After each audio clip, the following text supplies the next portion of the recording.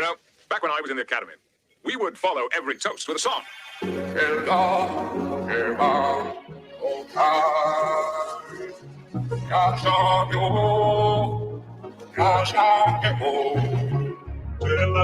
Chili scala, chili scala, chili con, chili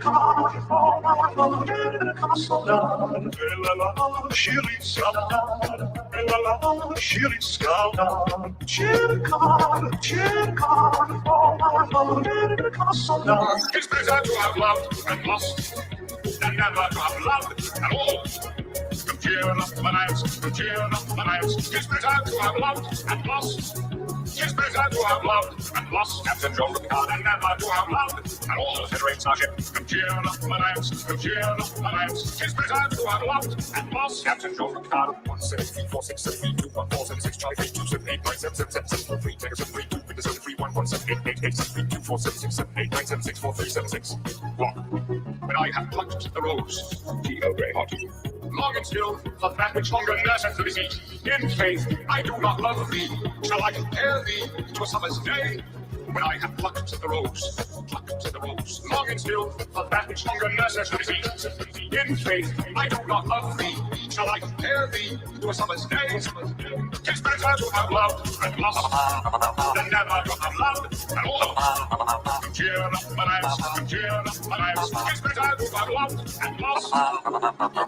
Unbroken sentence moving from topic to topic. No one had a chance to interrupt. It was like hypnotic, randomly unbroken sentence moving from topic to topic. No one had a chance to interrupt. It was like hypnotic.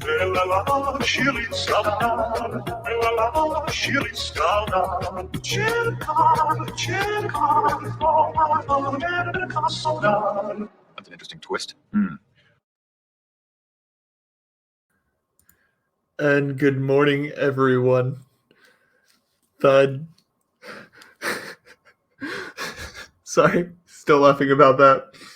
That was the guest's idea, and it was spectacular. So let me go ahead and bring her in.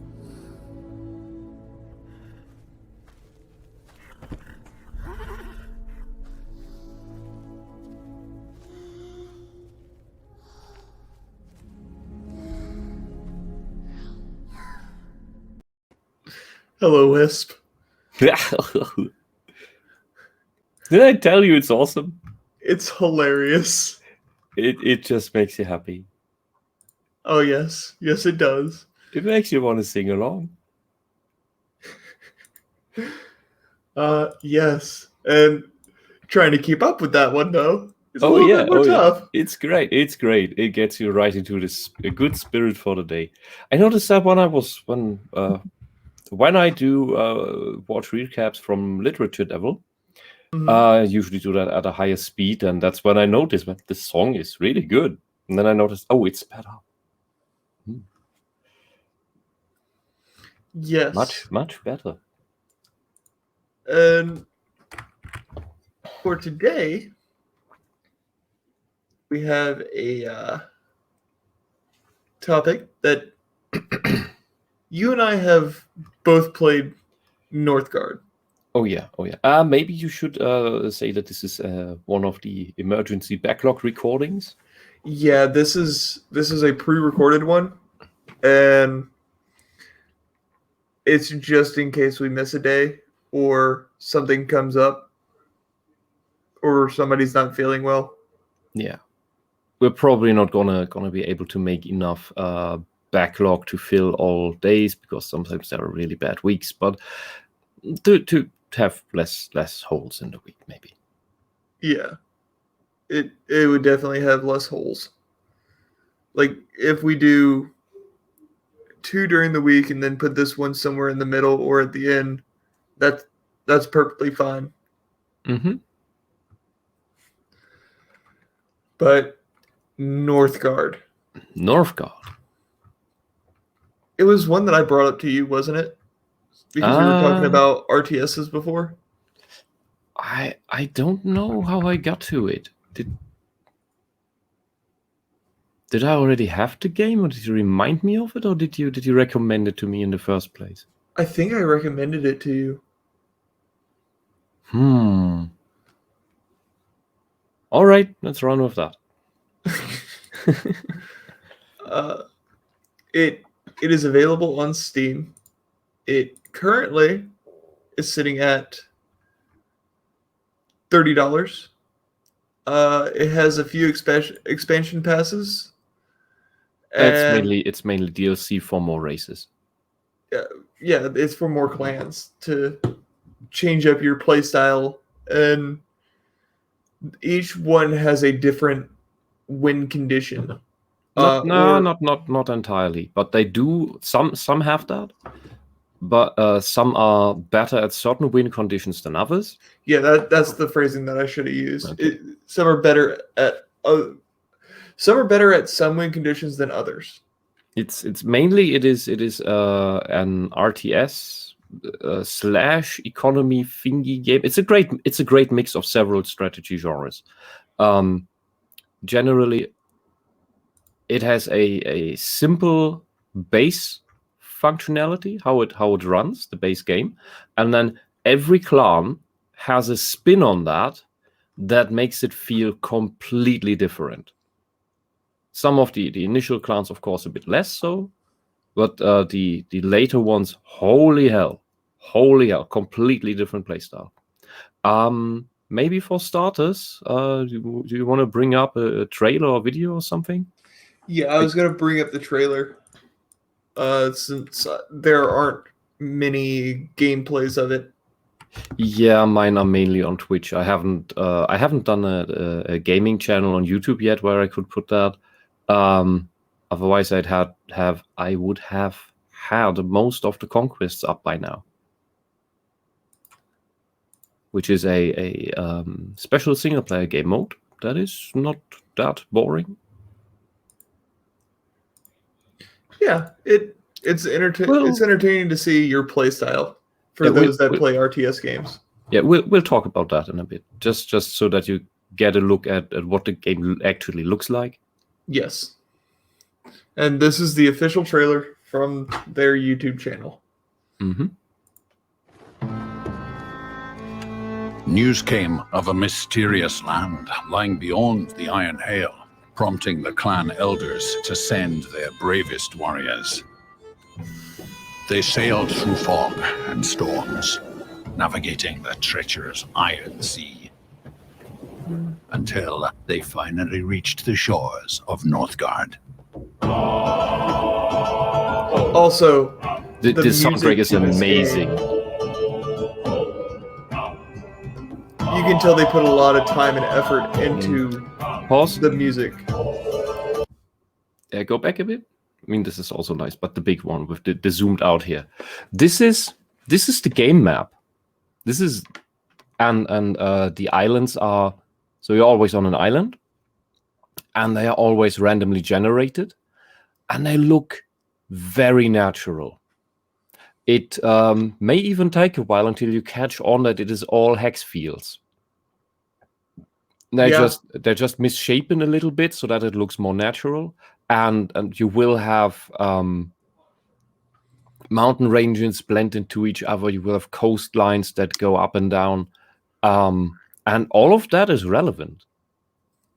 You will come across old ruins or graves, abandoned houses, or stranded ships to loot with your scouts. You can find there will be wolf dens that spawn wolves, a volcano that can churn out a rock that you can mine, and if you don't do it quick enough, can turn into a stone golem. Get up. You can find random sheep on the map that you can get home and slaughter in emergency when there's a blizzard in winter and you run out of food. Can get you across a few days. And then there's the goat clan. Although I don't know why it's called that, because there are no goats in the game. They are the only clan that knows how to herd sheep so that they get them as a permanent food source, food production, which is pretty funny. But why are they not a sheep clan? Also, with the sheep, whenever you put them into a location, it reduces the amount of firewood necessary during the winter for that particular section. So if you Oh, have a lot really? of people there, if you have a lot I of didn't people know there, that. you can reduce the amount of wood that you lose during the winter. Where does it say that? Is it on the tooltip? Yeah, it's on the tooltips. Man, I missed that. I had no idea. Yeah, okay, another reason to keep the sheep. And my first time I tried a game against the AI was on a tiny island, very rocky. I didn't completely understand the game yet, and it felt like playing through a Viking saga. That was just like through a story where I found I played the Raven Clan, which are technically great at making money, and that money they use to hire mercenaries to raid the coastline, other parts of the coastline of the island, including the other clans, because every clan house, the main building, is on a shore, and there was a high mountain going right up with a rune stone where you can send your lore master. It's basically your research points for the tech tree. That's also slightly different for each clan. There's a basic tech tree, and then each clan has 3 or 4 of these technologies replaced by clan-specific things.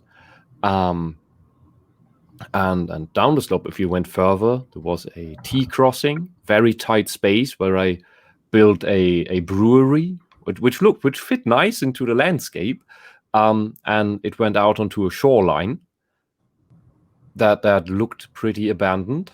I forgot what I had to do there. Oh, right. I think I was able to build some extra port there, or attempted to, and then up on the mountain to the other side, after a small forest, there were ancient graves where I sent my lore masters, and I had no idea what would happen. And it spawned after they were lore keepering enough. They spawned ghosts. The problem is with ghost warriors, which are really hard to hit because they're ghosts. Problem is, as long as they're on my territory, my people are unhappy because, well, we have ghosts in our lands. It's not good. I came into contact with the next faction. I had no idea how the other clans worked, and their clan leader, Thorfinn.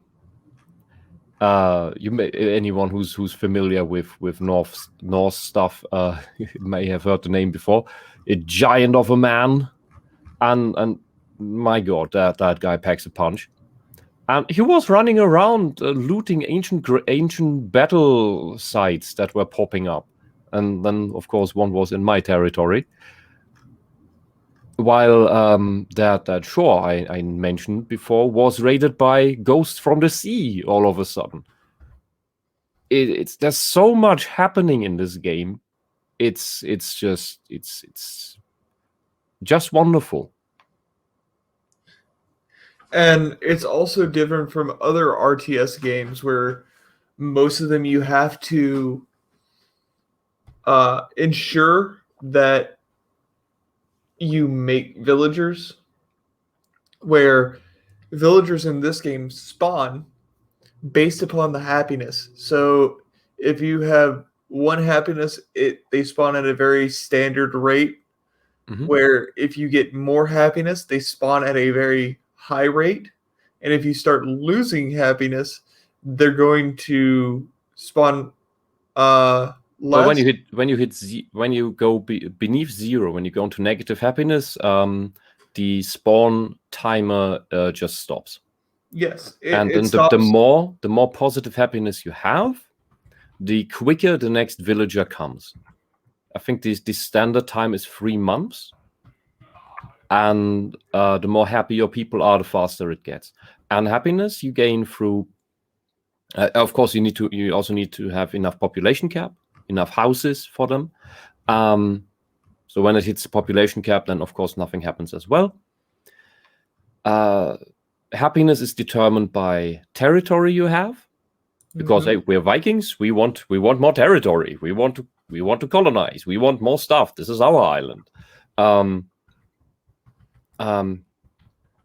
Then, of course, if you have a brewery or an equivalent thereof, if your clan has some special thing there, like the Kraken clan has a Hauge, which is a temple where only female villagers can work, and they pray and produce happiness, as well as some magic with which you can cast certain spells. They're the only clan so far that I know that can cast spells. The Stag clan has a bard or a skald instead of the brewery, but everyone else has a brewery. That is something that makes happiness. What else? There was something else that makes happiness. Oh, of course, if you build an altar, for example. Yes, you got to build an altar. There's one thing that's really, really hard to do, and that is getting your war chief. Oh yeah, in the beginning, he's a super strong unit, and he costs. I think you start with a 50 gold or 100 gold, and he costs 150. But you also need 5 iron. Iron is hard to get. You need to mine that, or be lucky and kill and colonize a Drauge grave spawn tomb thing. Like and it's like the wolf den, but it spawns undead, and they're tough. They're tough guys. So what you can do in most cases is you build your training camp and build some war, and then you recruit some villagers as warriors. Problem is, every subsequent warrior is more expensive than the one before. It starts at, I think, 30 or 33 gold, and this is important.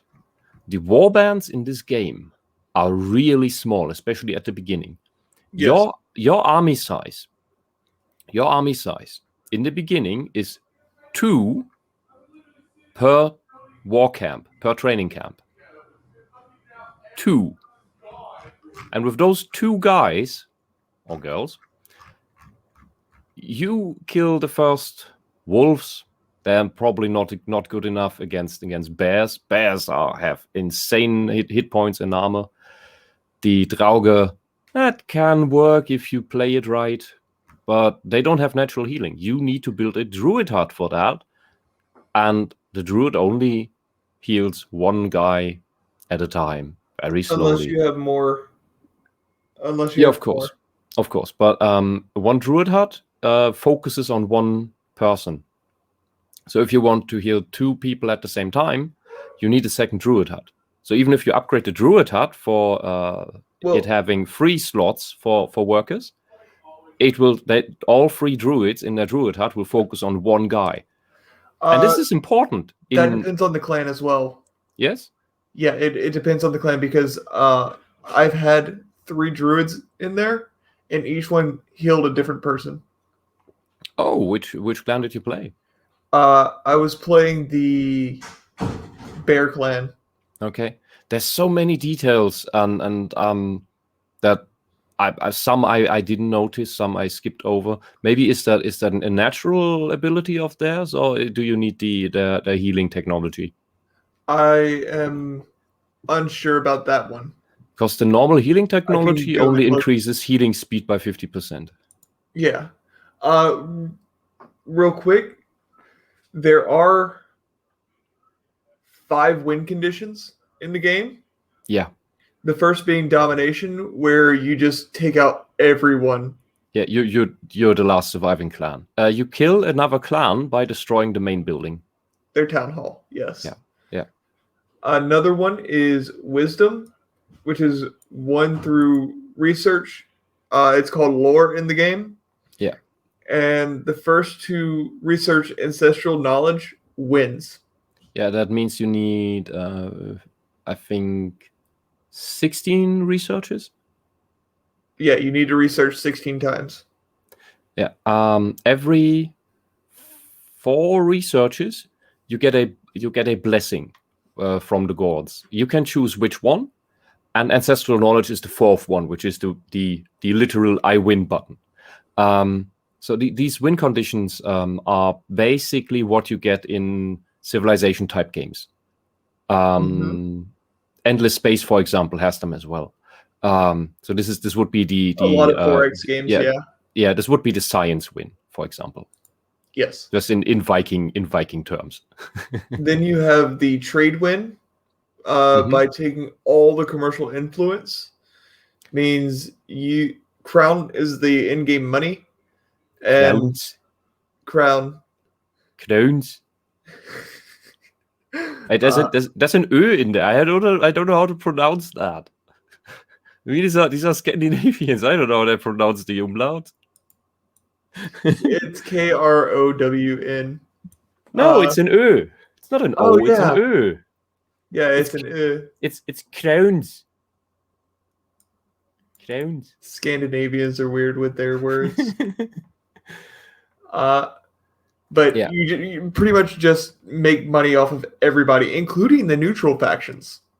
Oh yeah, but for the money win, you build in your harbor. You build a lighthouse, and then you can have trade routes. And on those trade routes, basically, you burn your own gold to get trade points. And if you get 2,000 trade points, you win.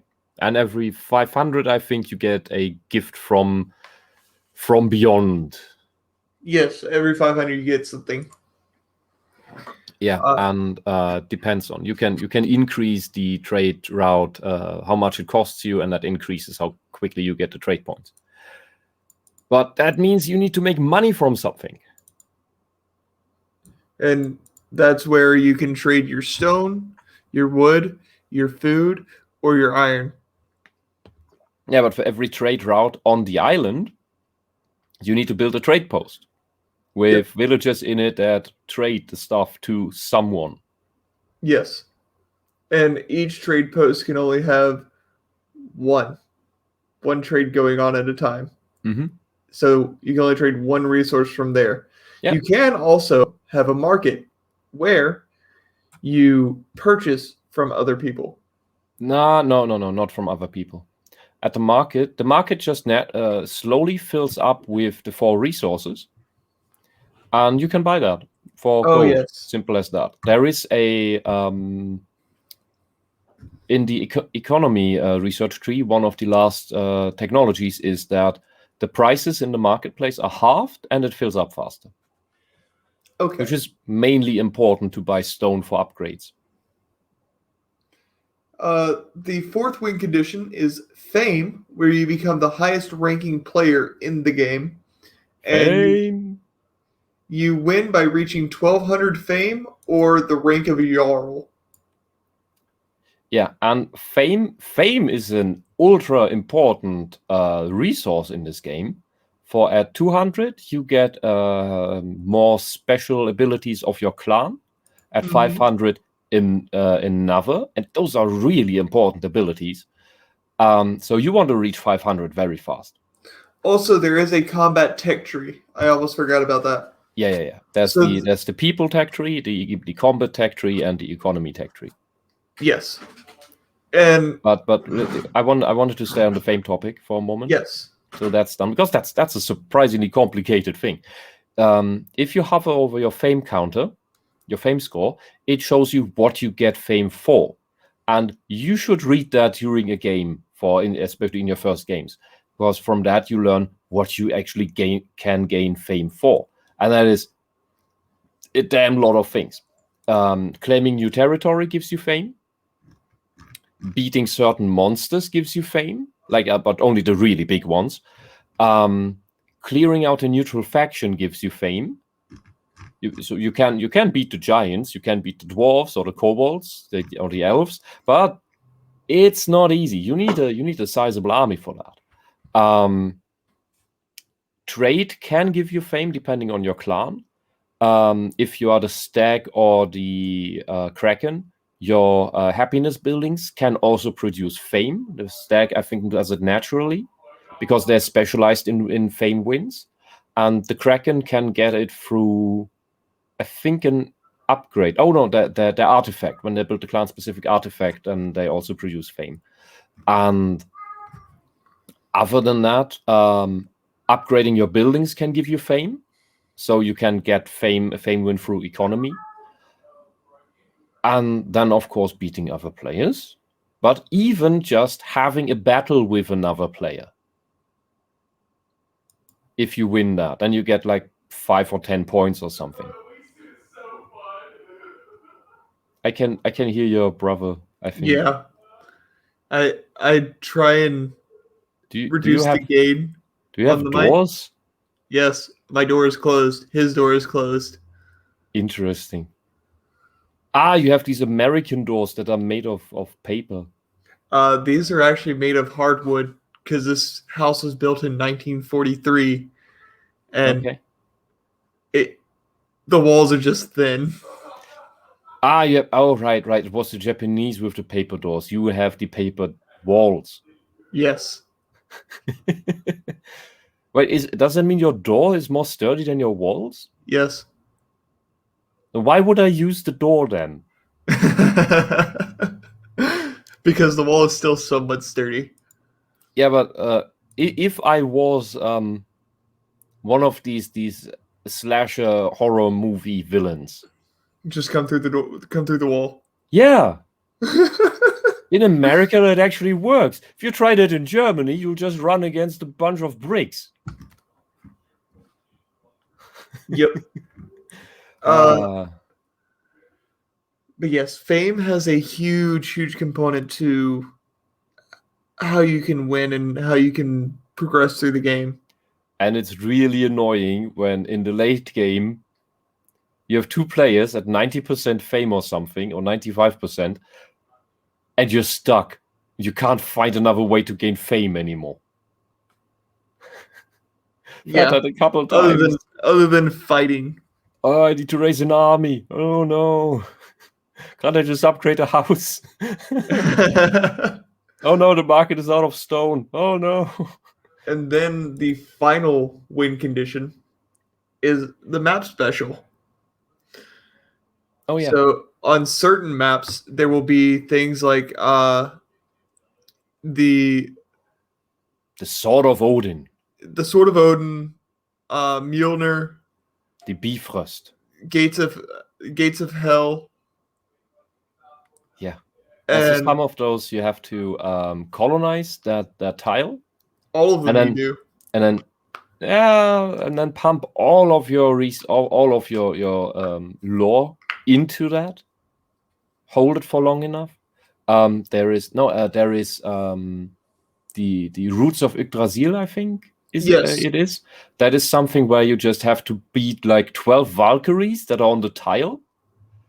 Then colonize the tile. And you better have enough food to colonize it, because if you just beat all the Valkyries and then someone else colonizes it, then you did all the work for nothing. And then you had to go take them out and then try and get food again. Yeah. And the tile with the Valkyries, you have to hold for 12 months. Not consecutively, but for 12 months. So that this usually central tile is held by all players. No. I misspoke. What I mean is all the players now try to get a hold of that tile and will focus their war on that. Mm-hmm. That is interesting. But there are some other map specials, like the giant killing race. Oh god, yes. I hate that. There's the Jormungand, there's the kobolds, there's the elves. Oh, didn't you mean the neutral factions? Oh yes. Oh yeah, you can do several things with them. So and they do several things. The kobolds constantly expand their territory, and they're very small, but there are many. They are many. So with your 2 warriors, you're not going to take out a kobold infested tile.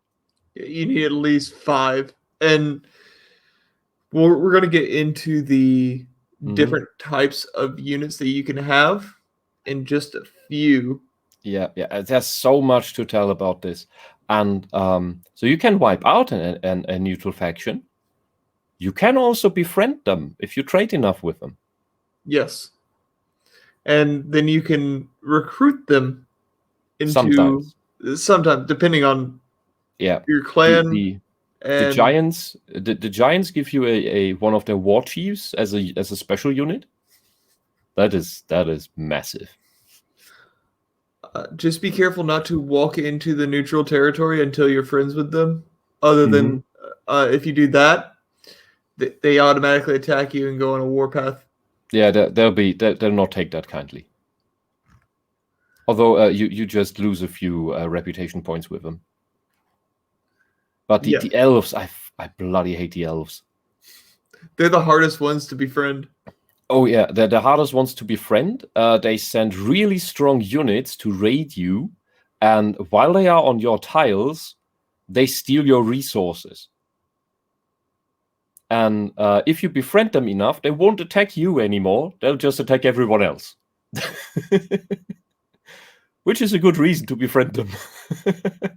But I think they only take stone and iron, which are the rare resources. Yes. Bloody elves. But they're good to have as friends. Seriously. You want to talk about the clans real quick? Because I have all the special bonuses that they get. Okay, great. There's this one more basic mechanic. That is the war, you could say war tech tree. When you gain enough military experience by killing things, you can choose a military branch, which is offensive, defensive, and suicidal offensive. And the more military experience you gain, then you get they have 3 tiers and just bonuses on how you play. The defensive one gives you 3 tower upgrades, which is great, and a militia. So you get up to 6 extra units that respawn every year that you can place in your territory. That makes it very, very easy to defend with them. The standard offensive one gives you it's kind of a mix. It makes your units automatically dodge 10% of attacks. That's great. And at the second level, your war chief gets a bodyguard. And at the third level, your war chief gets a battle cry that fears the enemy units. And the fear symbol above their health bars is the little ghost from Pac-Man. I never noticed that until you pointed it out. Yeah.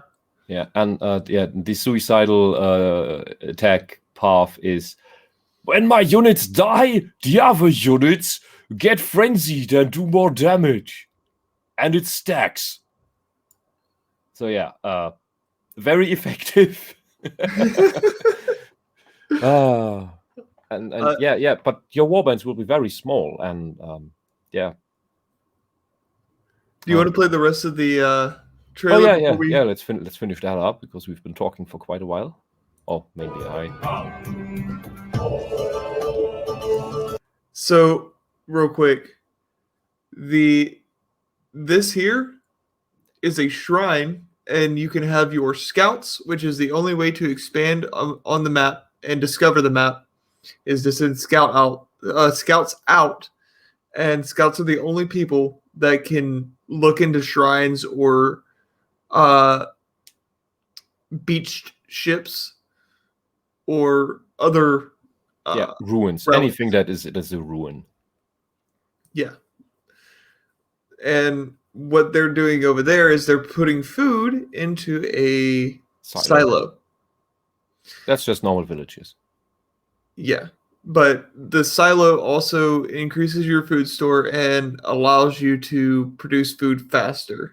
What I like about the scouting is that the minimap is only as big as the area of the island that you know. And you cannot scroll very far beyond what you have scouted out. So you can't deliberately scout in a certain direction from afar, where you say, I want to. That I think that's where the enemy is. So I'll send the scouts there. Yeah, you had to actually go, and you can choose what tiles the scout does scout out but first. But normally they just go automatically. You can just in the beginning, it makes a lot of sense to prioritize to tell them where to go, especially with certain clans, like the Kraken clan prefers to colonize coastal tiles, so you want to scout those first. otherwise, you spend more to colonize any other piece of land. Mm-hmm. But with the scouts, you can just let them go and explore the map, or if you want to go in a particular path, you can tell them to go to this one first. Once they're done checking out that location, you can tell them, all right, here's some new locations that we've opened up that you can go scout out, so let's go to this one. Mm-hmm. With the silo, lots of food. Silos are important because you could have in some winters a rat infestation, and if you don't have enough silos, the rats will eat your food supply. It's gone. They also bring disease, and this is important this is where it's important to have several druid huts, because with most clans, every druid hut only focuses on one person, and then everyone else dies of disease. Yeah, and druids actually heal disease. It takes time, but they do it. Yeah. Well, it's important to have. It can be useful to have 2 huts instead of just one upgraded one. Yes. So here we have the blacksmith. No, that's the trade post. Is it? That's the trade post. It is the trade post. Some of the things look similar to me. No, you just haven't seen a blacksmith in a while. Yeah, that's true. I haven't built one in a while. You got a farm. You have some stone ore right there. Yeah.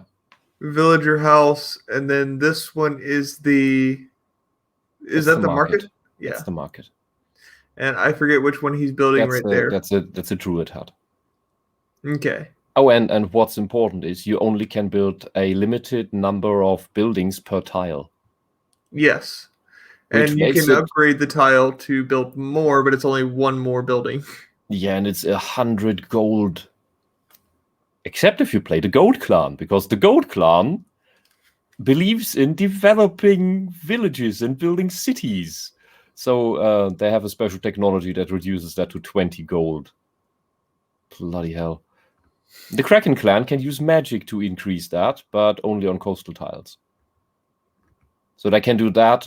They can use their cheap magic, plus they can later develop it for 100 gold. So they can have +2 buildings on coastal tiles. Yep. And they get extra money for buildings on coastal tiles. They're basically self-sustaining if they stay on the coast. It's great. And this is what you hope your village to look like by the end. Yeah. This is a ruin except when you, this is a stone circle for lore. And you're right. That's what you hope your village will look like, unless you get early on raided by wolves and elves and kobolds and fire giants and bears. No, bears don't invade. I haven't had a bear invading. I have. Really? Holy shit. Because I was right next to a bear. Holy shit. I've never had a bear invade me. I thought I would chill. So, it's important to clear out adjacent tiles of wildlife because they spawn more units. And if the tile is too full, they'll move to another tile, like yours. And then they attack villages. There is one clan. There's one clan that you can claim tiles with wolves and bears still on them, and that is the Bear Clan. And if anybody interacts into that space, the bears and the wolves attack them on your behalf. Yes, they become your allies. It just costs more to colonize, but you get free friends. Yeah. Was that the bear clan or was that the boar clan? Let me double check. Because I thought it was the bear clan. One of these is unintuitive. This is one of the clans has something mixed up that always makes me think it should be the other.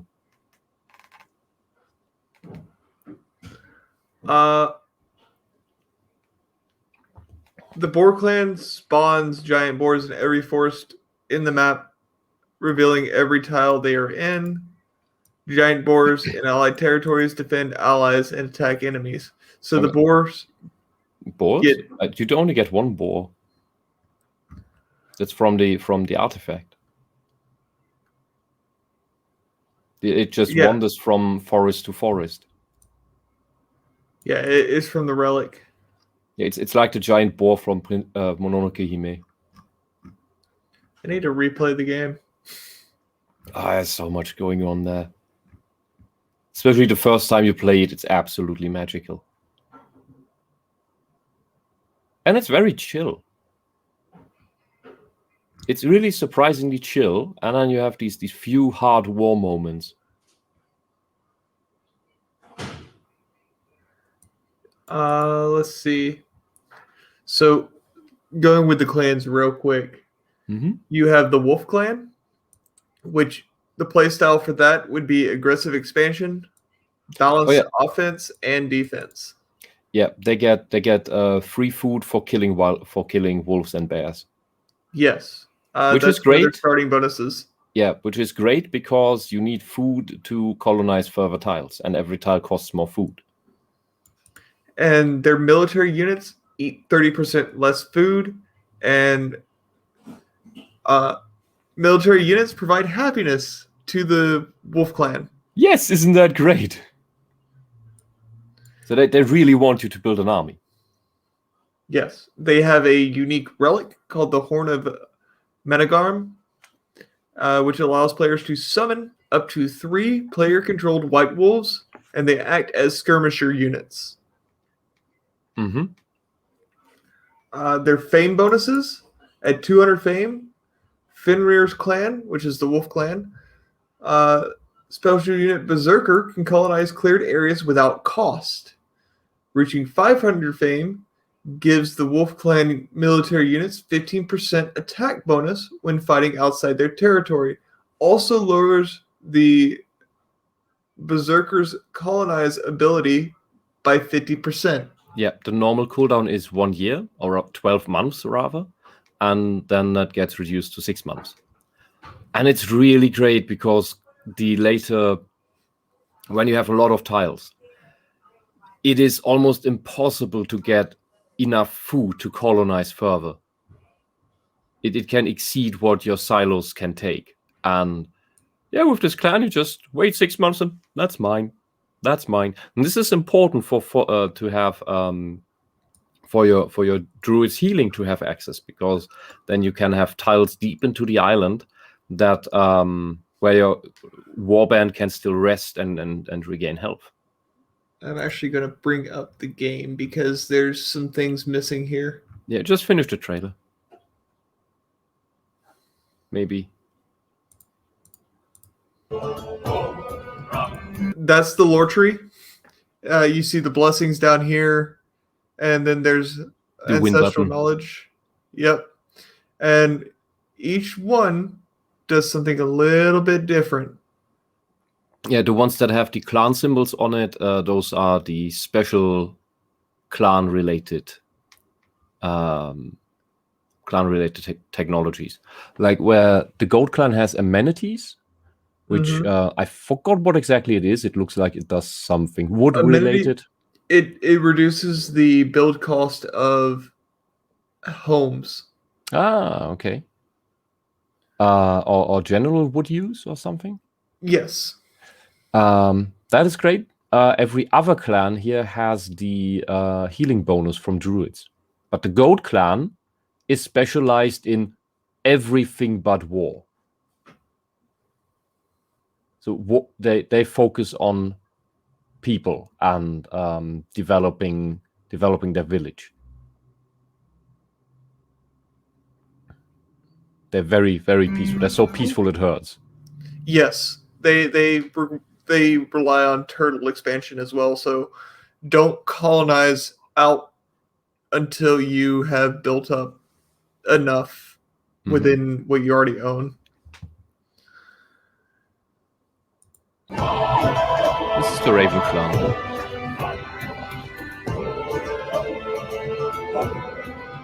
Those are those two. Those and yeah, those that is the tree that you are to colonize and hold for a year, and there's the gates. The gate to hell, which you're also supposed to hold for 12 months, with the difference that every 2 months more Valkyries are spawning. More Valkyries are spawning. So not just fighting against the other players who want to take the tile as well, but also the spawning Valkyries from hell. Yep. And these are super, super heavy units. They deal tons of damage. They can need two-hit a lot of units. Yeah, they can two-hit normal warriors. That is a giant army for this game. Yeah. Oh, the Drake. The wyvern. So yeah, if you kill it, you get 250 fame, 500 military. Yes. And it has an insane amount of hit points. It one-shots most units with its fireball, so it attacks with a fireball. That also does AoE damage.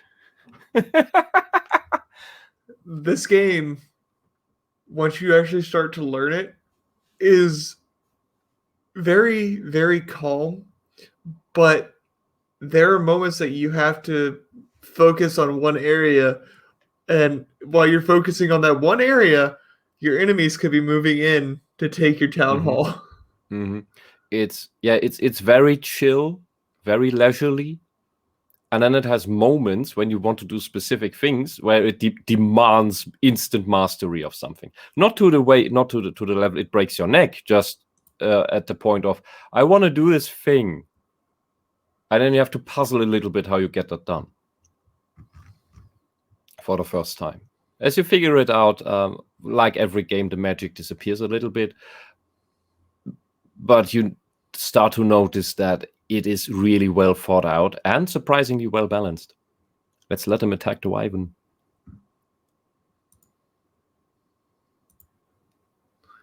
Hit the button. I'm hitting the button. Oh. Yeah, that's it. This is a very, very fun game. Yeah. If you want to keep something in the background, unless you have something more. Well, I was going to bring up the game itself over here, because the thing that I was reading off of does not have a lot of the actual information. Oh yeah, and one reason to cover this right now is that there was a recent relatively big update. The developers are still putting more effort into the game, where they revamped the whole neutral faction interaction system, and also entered a new building where you can, Crowns and Daggers is the new update.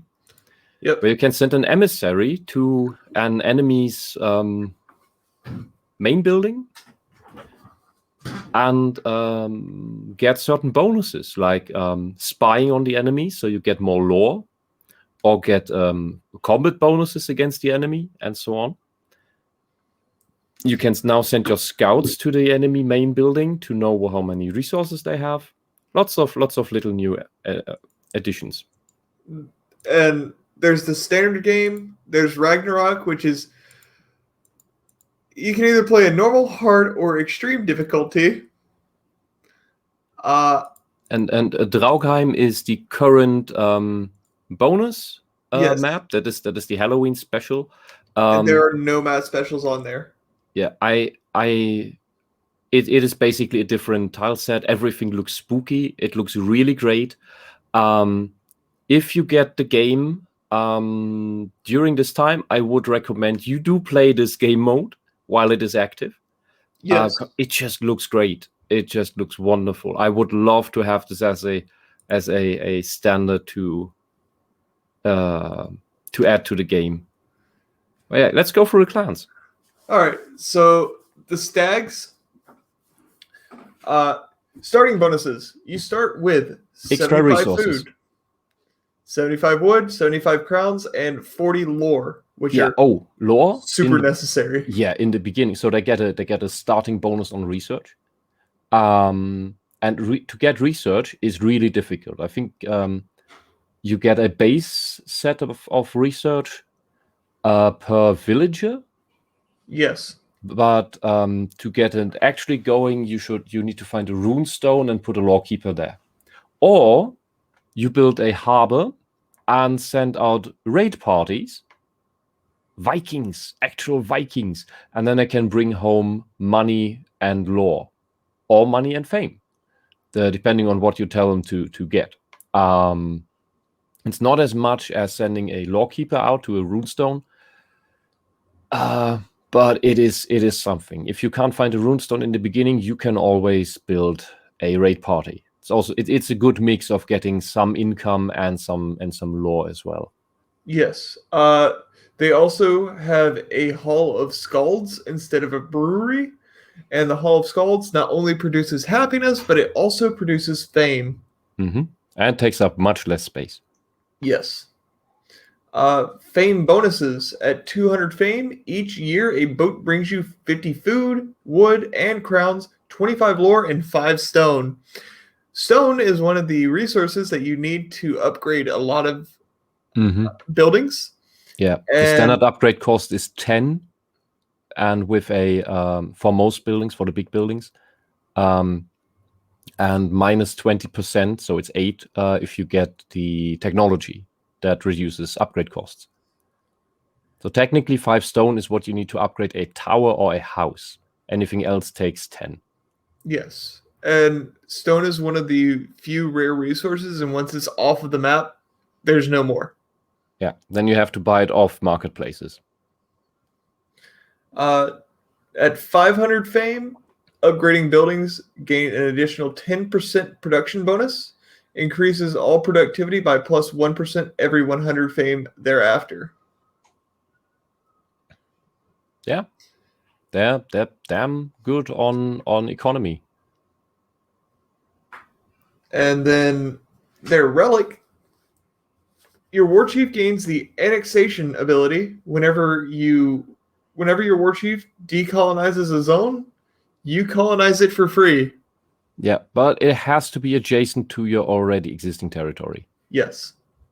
But this is an insanely good thing for war. And then we go to the goats.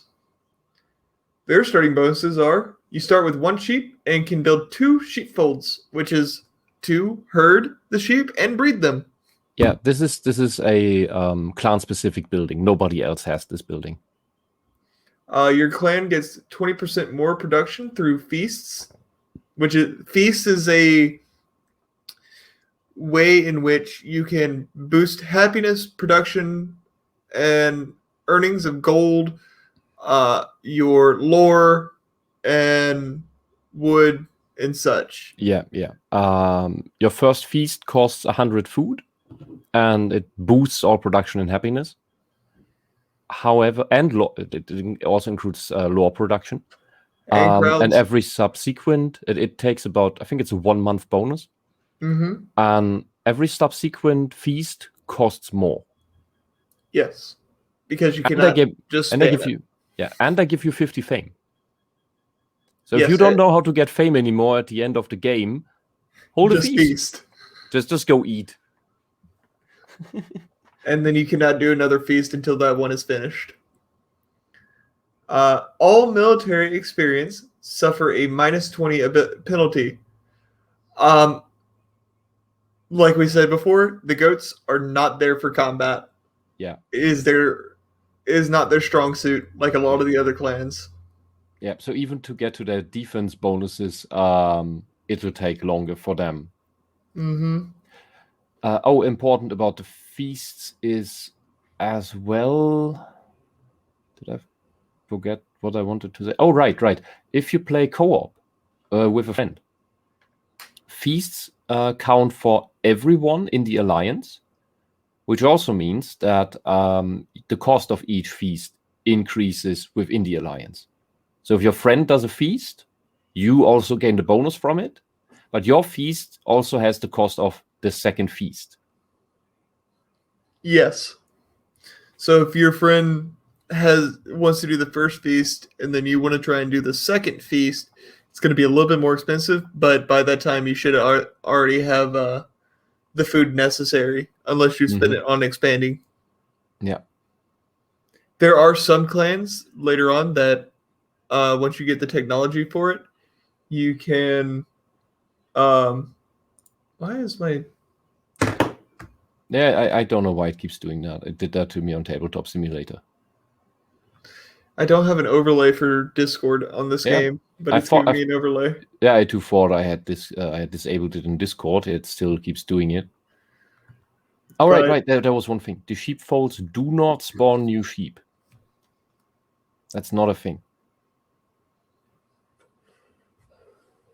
It just lets you harvest the sheep over and over. Yeah, it just gives you a when you put the sheep in the sheepfold, they just constantly produce food. And the good thing is you don't need a villager for that. It's free food without work. I have an idea. There we go. I shouldn't see any more Discord notifications. You close Discord? Yes. So the fame bonuses that they get are at 200 fame, you get 2 free sheep. You can have an additional sheepfold, and their food production is increased by 10%. Yeah, and since you can upgrade them, you can now have 9 sheep in sheepfolds. That is a lot of free food. And it makes sense for them to build the first sheepfold right on the starting tile, and then you have just free food. Yep. Your workers can do something else.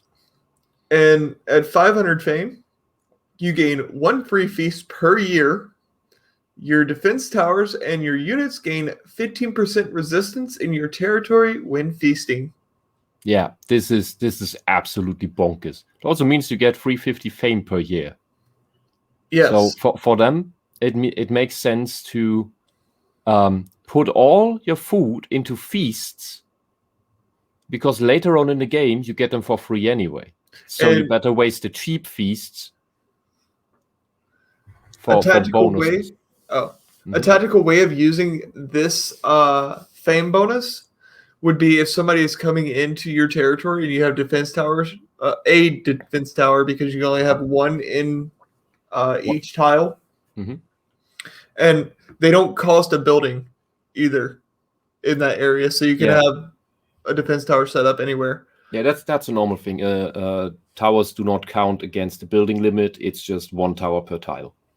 Yes. So if somebody's coming into your territory and your defense tower is starting to get damaged, you can use your free feast, and you can then get some have bonus. it stay up a little bit longer. Yeah.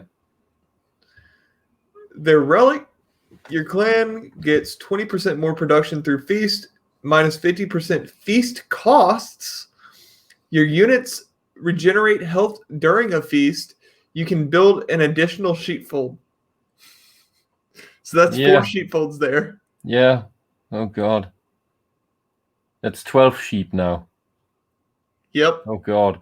And yeah, this is really great. This also makes them war ready, because you can heal so fast now. It doesn't matter that you have a disadvantage at war. You're healing. Yeah, because you can just run back. Healing normally takes it's really annoying. We've already gone through the Fenrir clan, but a little bit, yeah. Yeah, the wolf is fun to play. And the white wolves that you can summon with the clan specific artifact, There are standard artifacts, and every clan then has a specific. You can build one of them, and it takes a building slot once it's finished. The wolves, I think it's 50 or 60 food per wolf, and you can resummon it every 3 months. So every month you can resummon a wolf if one dies. It's just an endless stream of units. It's great. Then And you have the Raven clan. what we don't see here are the clan specific technologies. Yes. Because they change so much more in the game, like with the goats, that they can easily build another building on their tiles for relatively cheap. The war chief also doesn't count against your army limit.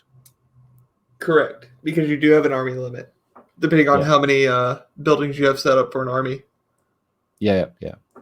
It's just the war chief is just hard to get. Okay, the Raven clan. This clan is so fun. It's so much fun. It also has one of the most bonuses in the game. The most bonuses? It has one of. Okay. So starting bonuses, you can colonize with crowns instead of food. You can spend crowns to accelerate the arrival of new villagers to your town hall. Yes. So this is a way to work around the slow spawn rate of your villagers. Yes, just buy new ones. All crowns incomes are increased by 15%. Yes. Trade routes with the homeland are available and earn more crowns. Great Trade Routes offers a 10% discount. So this is building your harbor and your lighthouse and creating. Yeah. The Great Trade Route. The Great Trade Route is the one you use for the trade win. So their Great Trade Route, it creates the same amount of trade points, but costs less.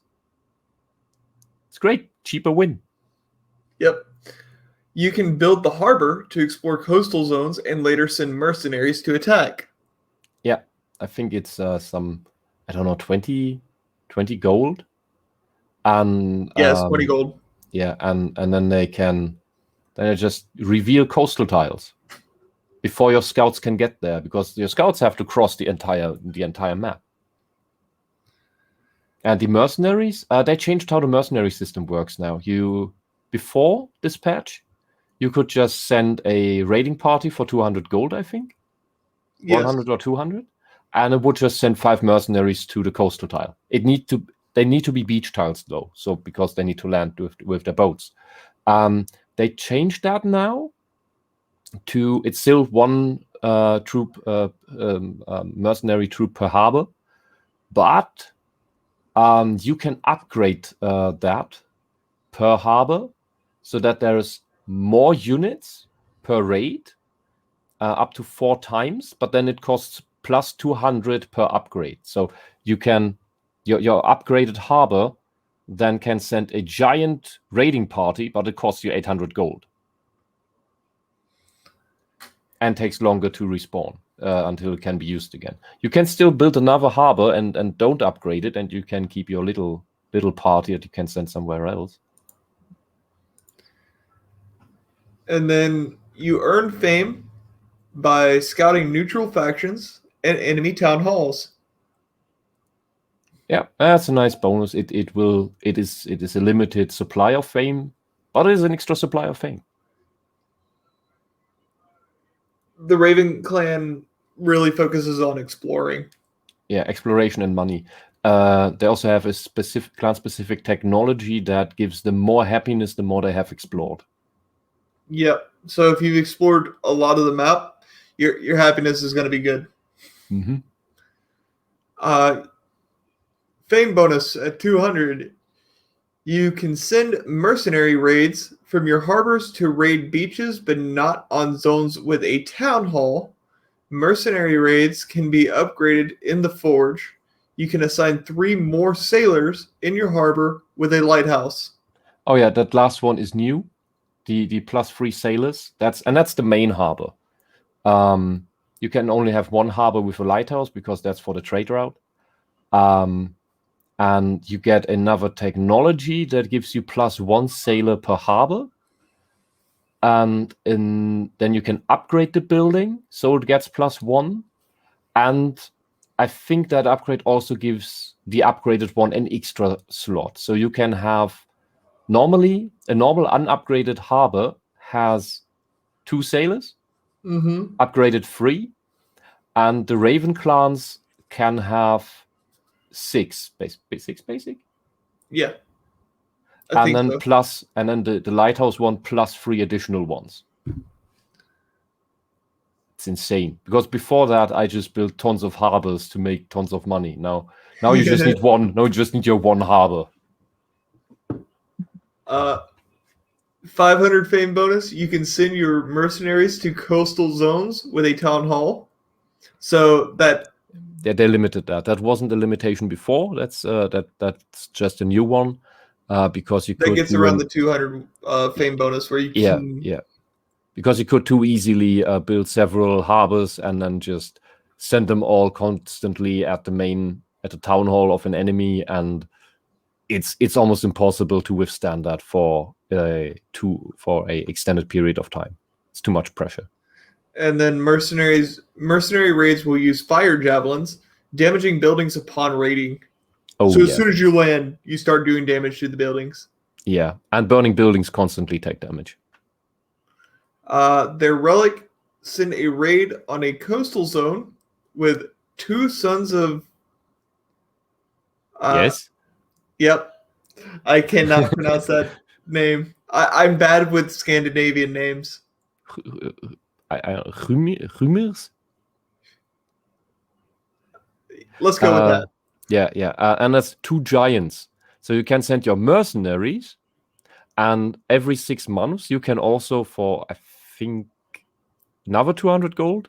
In the end, it's cheaper than the mercenaries. 2 giants that have AoE damage and do damage to everything they touch. Yeah, the Raven clan basically turtles, makes money, and then sends mercenaries to the enemy. It's great. The bear clan. Yes, they're amazing. They're fun to play. Wait, is it not the bear clan? Is it? It's another clan that does it with the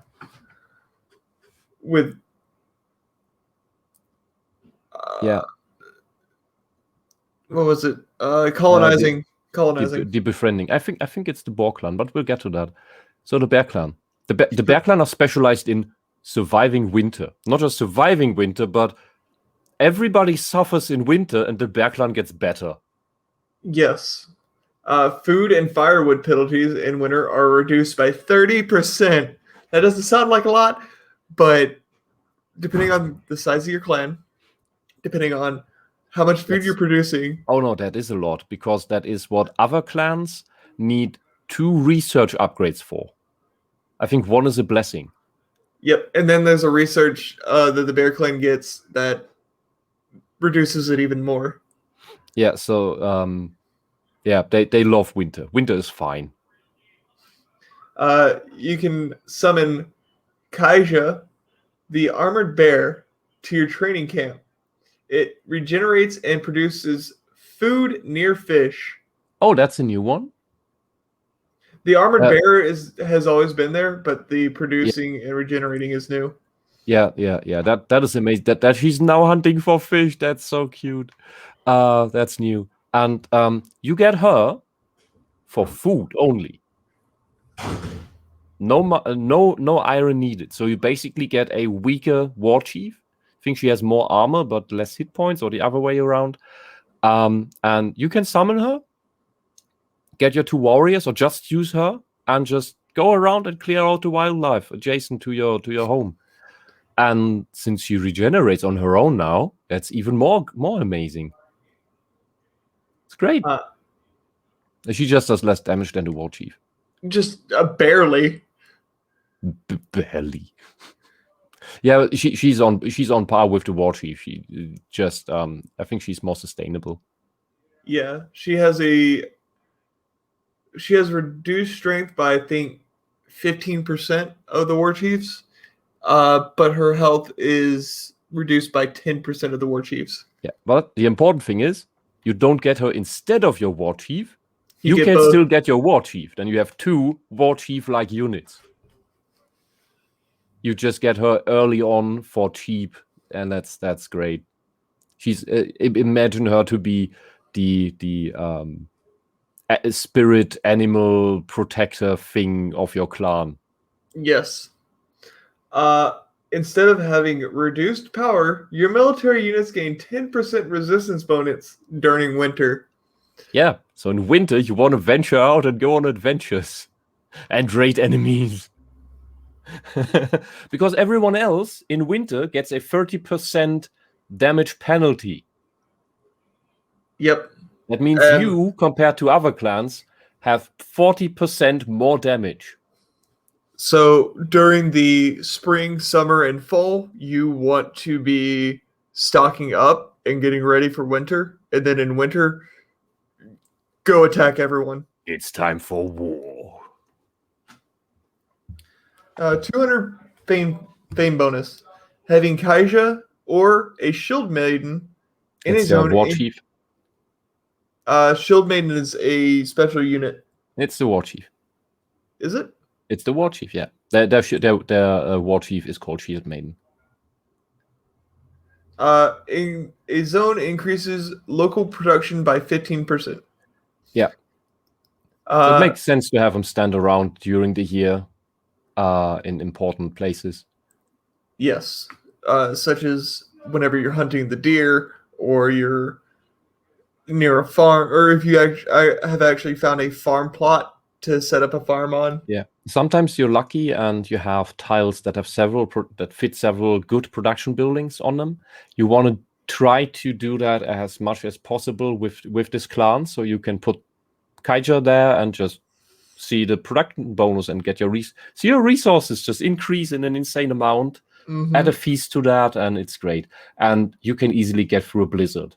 A blizzard is the horrible version of a winter, and that is the only time where the bear clan might want to stay at home, because the food and wood consumption during a blizzard is insane. Yes, it is. It can easily kill your entire village because you run out of food and firewood. Yeah, and then you're back at like 5 people who made it through the blizzard, and when you were at like 20 or 30 or 50 people. And hopefully the other clans are that reduced as well. 500 fame bonus, you gain a +3 fame per enemy unit killed in a zone with the Shield Maiden. Your military units gain +1% power per 100 fame. Kaija, the armored bear, can now go in enemy territory. Oh yeah, she was limited to your own and neutral territory before. Yes. Yeah, but as you can see, these people get stronger the longer the game goes on. The longer the game goes, the worse off it's going to be to fight the Bear Clan. Mm-hmm. Mm-hmm. Their relic, your war chief wields the Sword of Grom. Enemies hit by Grom are frozen, along with the area around them, gives +10% attack, +10% defense to Shield Maidens. Yeah, the one Shield Maiden. And it's an AoE freeze attack. You really don't want to fight her. No. Once also, she gets the art. I just want to say the art to this game is amazing. Mm-hmm. Mm-hmm. Oh, that's this loading screen with a little village in the foreground, and further in the background there is this Sword of Odin stuck in the land, and it's bigger than the mountains in the back. It looks was the beautiful. Boars. Yeah, you're right. See, this is what I mean. It's counterintuitive. The Mender's Hut replaces the Healer's Hut. Mm-hmm. While not healing, Menders produce 1 lore and cost no food. Yeah, this is great. Usually when druids don't have any healing to do, they produce extra food. This usually throws me off the food production scale because I tend to be at the limit of food production, and then suddenly they need to heal someone, and my food production collapses, and it's So this I can actually play with better because I don't overextend my food production. Yes. And I get more, and you get more lore anyway. Each additional territory that you claim gives 2 max population. Yeah, because these guys are absolute hippies. Yeah, a house only gives you how much was it? 5? Yeah, 5. 5 extra villagers? Space for villagers? And you can upgrade that for I think 2 more or 3 more. 3. Yeah. And that costs a building slot. These guys, they just expand. And then they hug the trees and they're happy. No penalties to happiness for non-upgraded houses in Town Hall. Your villagers will be unhappy in other clans if you don't upgrade these things. Yeah, they want better houses, or you get a -1 per unhappy villager. And it still makes sense to upgrade the town hall at some point, because you need to upgrade your town hall before you can upgrade anything else.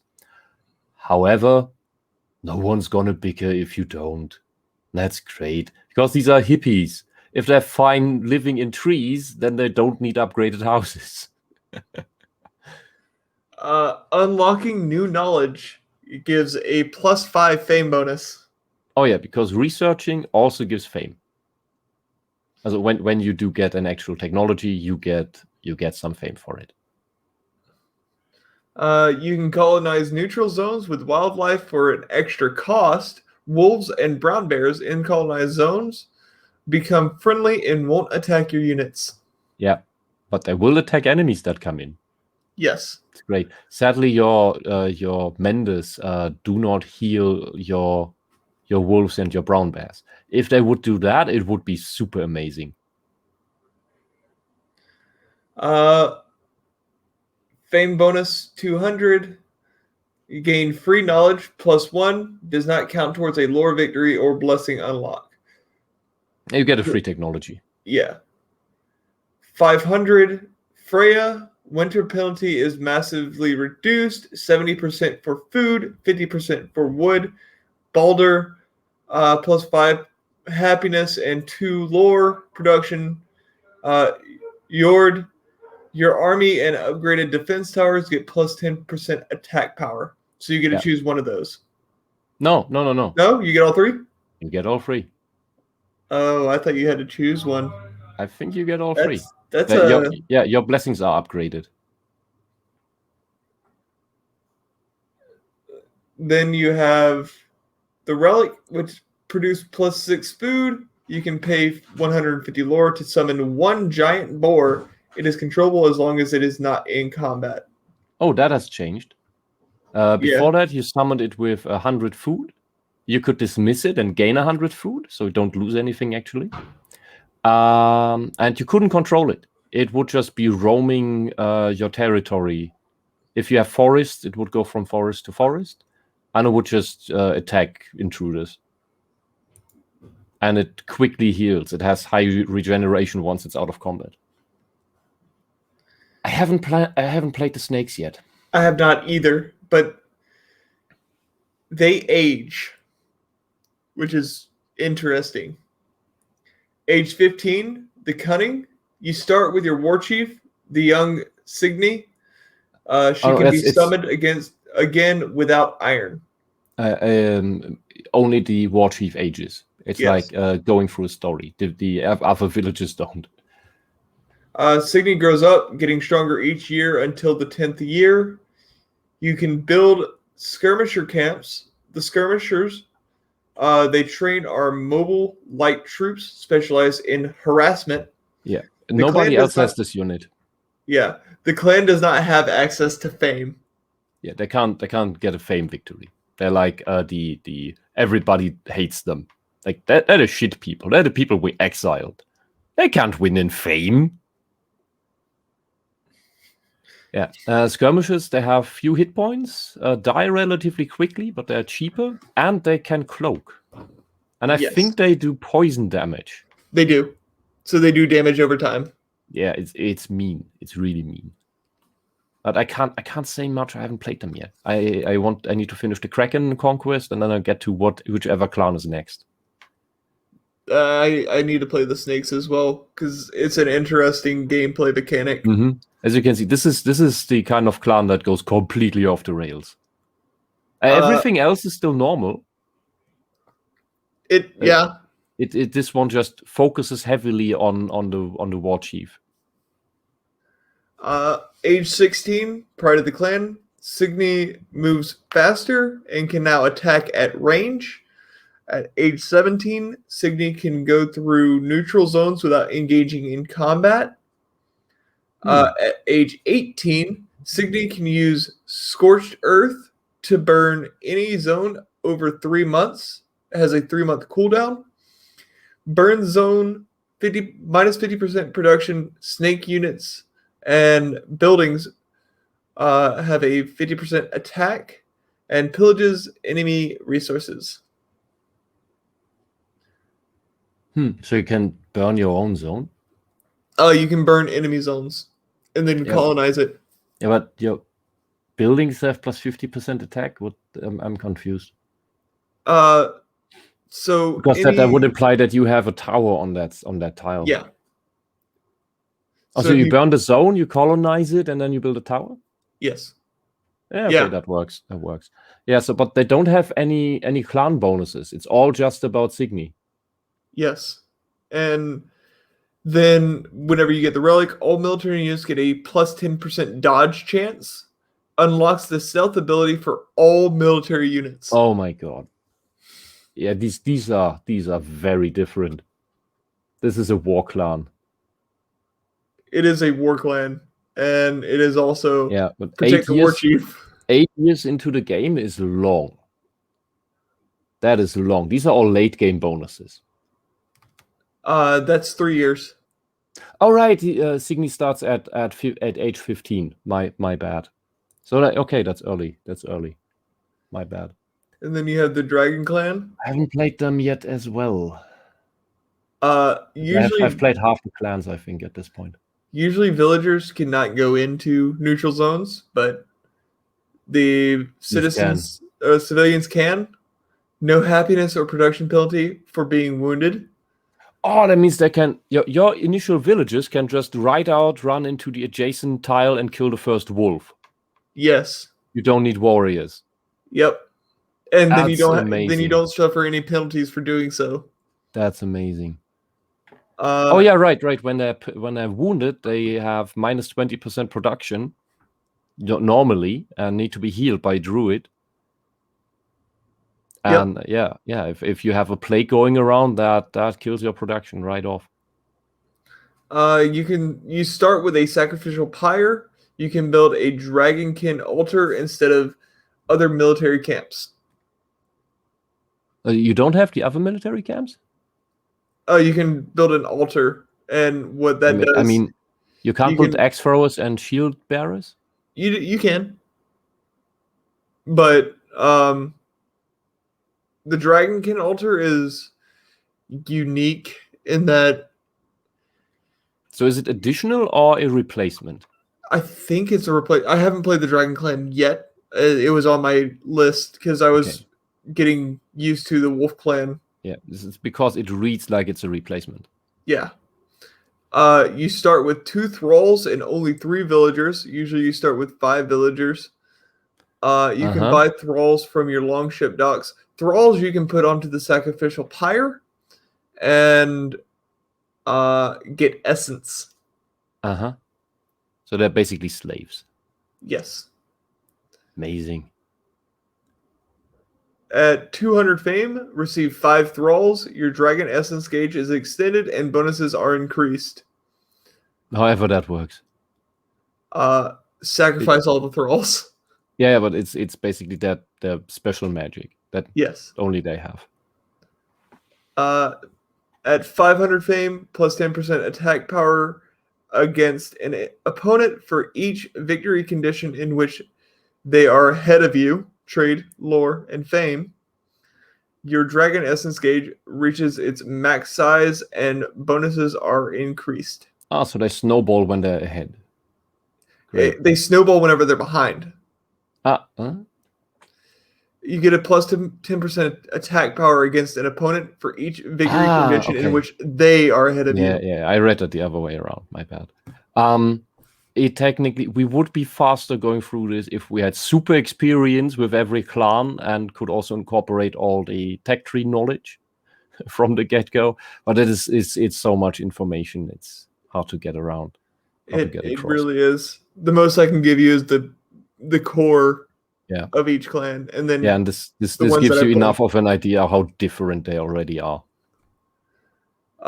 Their relic, you can summon a Draugr Jotun. Yeah, an undead giant. And he's hard to take down, and you can resummon him. Yeah. The Horse Clan. I haven't played them yet, but I have had them against me quite often. You have 2 war chiefs who can be summoned from Volan's Forge without iron. Oh, God. Your war chiefs can mine and forge at 10% speed. Plus 10%. This is amazing because having to build mines is annoying because every time you just build them temporarily to mine out an area, which means it just blocks a building slot for later. And you have war chiefs that you can put to use instead of just idling around. It's great. Here is the drawback, though. You do not have access to mines, miners, or smiths. You have to rely upon your war chiefs. They have to do it. Well, honestly, those are all mines and smiths are only temporarily useful. This is mainly just micromanagement.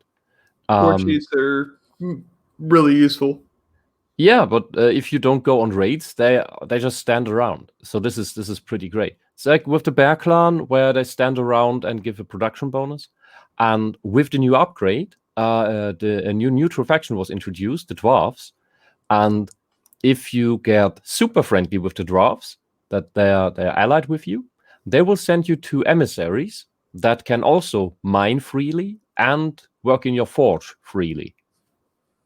And you can also send them around so that it will defend your territory. They will not come join your army for attacks. But they're basically this. Yep. Your villagers also have a 30% build and repair speed. Yeah, that's usually an upgrade you have to invent in the forge. In the forge, you build upgrades from iron for your specific job types and army types. And it's where you build the relic. And for all of that, you need iron. And this is usually one that people don't tend to research, I think.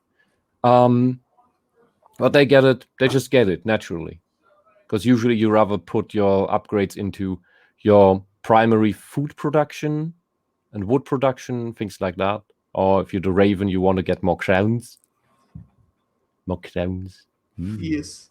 Tasty, tasty crowns. Their 200 fame is improved tools for civilians. Get an additional 10% or plus 10% production bonus. Selling stone or iron earns plus 20% crowns. And allies receive double resources. That is strange. Okay. No one wants to sell iron or stones. Seriously. Unless you're the Horse Clan. Maybe. Wouldn't you still want to upgrade your own stuff? Yeah. I mean, it makes sense once you run out of things to upgrade, but still, it's like, no, I like my stone, I like my iron. There are rare maps where you just have too much of that. What the hell does that mean? They're 500. You discover 2 stone and 2 iron deposits in your territory. You can build a second relic. Max 1 relic per zone. Okay, you get 3 stone and iron. Okay. And then... that's 4 deposits. Yeah, you get 4 deposits in your zone. Something to do for your war chiefs. Aside from forging. Mm-hmm. Their relic, your war chiefs gain a plus 20% attack, plus 20% defense, and plus 20% max life. Their mining and forging speed is also increased by another plus 20%. So you just build this thing right at the beginning, and then you're set. Oh, yeah. And here's the clan that Wisp here knows quite a lot about. It's mainly because I'm currently playing them. I still have one mission up in the Conquest. I almost made it. Almost. It's the Kraken clan. They play very differently from everyone else. Just like the Goat clan is so different in that it tries to not fight at all. These guys want to only colonize coastal tiles if they can, which of course is annoying for you. You're very spread out that way. They get massive penalties for going inland. Like even their damage is reduced by 30%. That's in summer. In winter, it's even worse, and it's minus 60%. Unless they cast a spell on the land that floods it, which costs the weird resource. That is what what they call the Norns produce in the Hauger, which is their happiness building. And so you need to get 300 of those weird points to flood a tile in the island, so that you remove the penalties. Then you do normal damage, and you have the normal colonization costs. Otherwise, you don't want to go there. Which always tells your enemies where you want to go. Because you usually want to flood the enemy's village before you want to attack. Because then you get the bonuses for it. Yeah, they also get a free, or almost free hero-like unit, a Valkyrie. That is for 600 points, which are fairly hard to get at the beginning. A Norn sacrifices herself and becomes a Valkyrie. The Valkyrie doesn't count against your army limit, and she is pretty damn strong. And at some point, you are able to produce another Valkyrie. Yeah, that's a war technology, final war technology.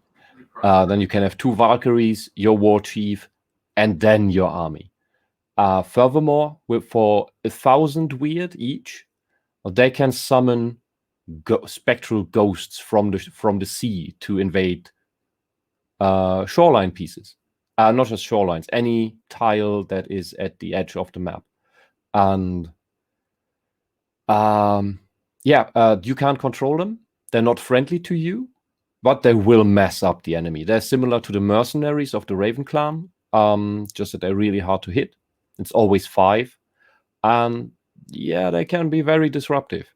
Very, very annoying ghosts. And they get, you can increase your land size, I said that before, your building slots on coastal tiles, and they get extra money for having every free coastal buildings they have. So they are self-sustaining on the coast in the end, more or less. It's really fun how this clan works with the same basic game functionality, but with this little twist that no, we stay at the coast. And also, they don't have a harbor. Instead, they build a fishery. They're the only ones who can get fish from the sea. And so they really want all those beaches because that's where they get food from. Then a recent update also gave their flooding spells the ability to put fish into every lake that is inland that doesn't have fish yet. So they really get all the fish they need. So you just need to upgrade your fishes and can ignore farming and hunting for them.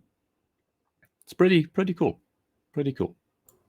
Oh yes, and you pretty much touched on everything except for the relic. Oh yeah. Oh, and they can't do the trade victory because they don't have longship docks or harbors. Nope. So no trade win for these guys. Also, the Kraken is real, by the way. The Kraken is real. And the Kraken clan does not venture out to sea because they respect the Kraken.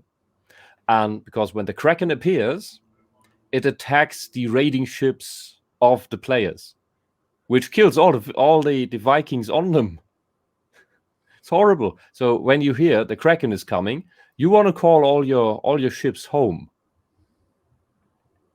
And the Kraken clan, when they get enough fame, they just have a free feast. It's not a lot, but because the Kraken doesn't appear that often, but they're just happy to. Oh look, the Kraken's killing our enemies! Isn't that amazing? Let's have a feast. So it makes sense to have a feast before the Kraken comes, and then you get an extra feast for free. And not only that, whenever you build the relic, your Norns now produce fame. Yes.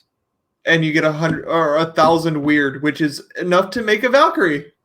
Which is enough to summon spectral ghosts. That too. The Valkyrie is 600. Oh yeah, but right. they're now like the Stag Clan skulls. Did you touch on the fame bonuses at all? I know you touched pretty much on the starting bonuses. Do they have fame bonuses? Yes. At 200 fame, you gain that's 400 weird. Mm-hmm. Events are now revealed long sooner than other clans, such as Winter or Spectral Ghosts coming to attack. Yeah, well, everybody knows when winter's coming. But if there's a blizzard or a rat infestation or something, you will know of it before anyone else does. So you have more time to prepare. Basically. Yes. And let's see.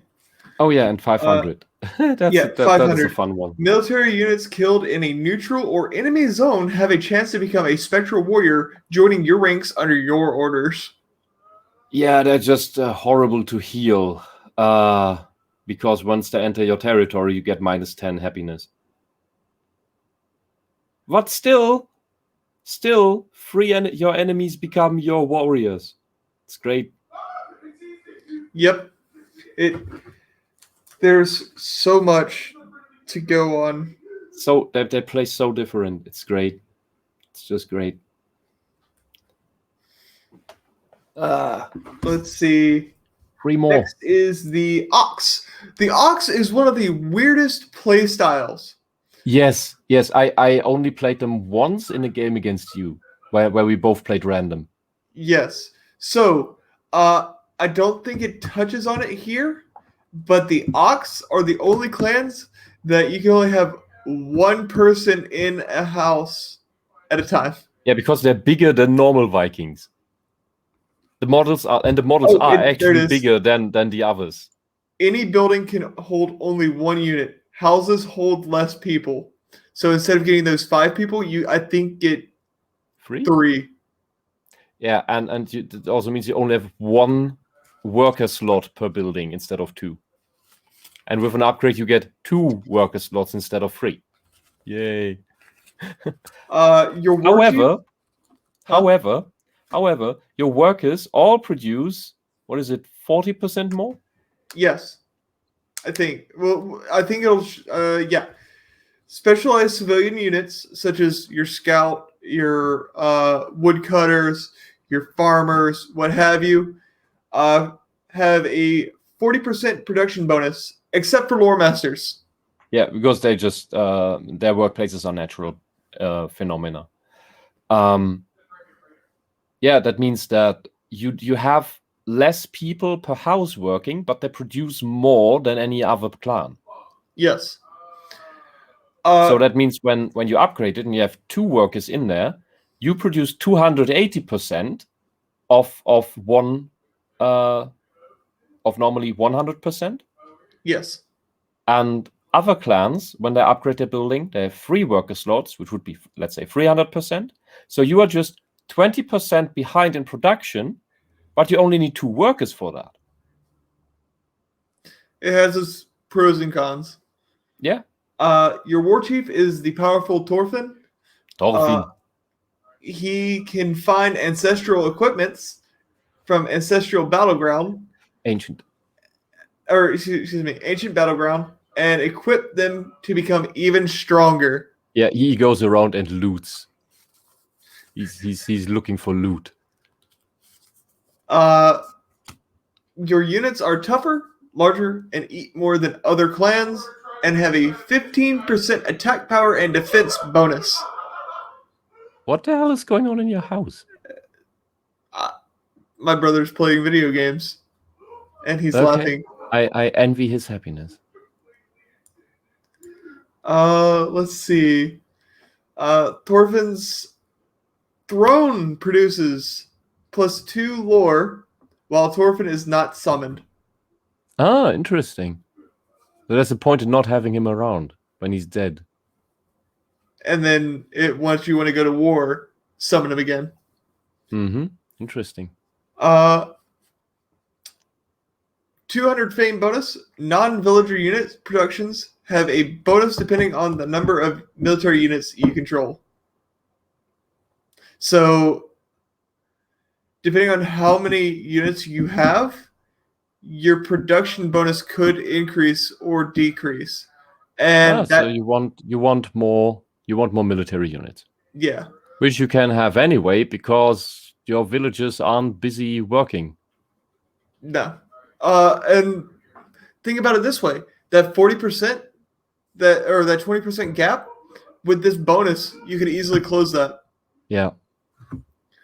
At 500 fame, unlock Ram ability for Thorfinn.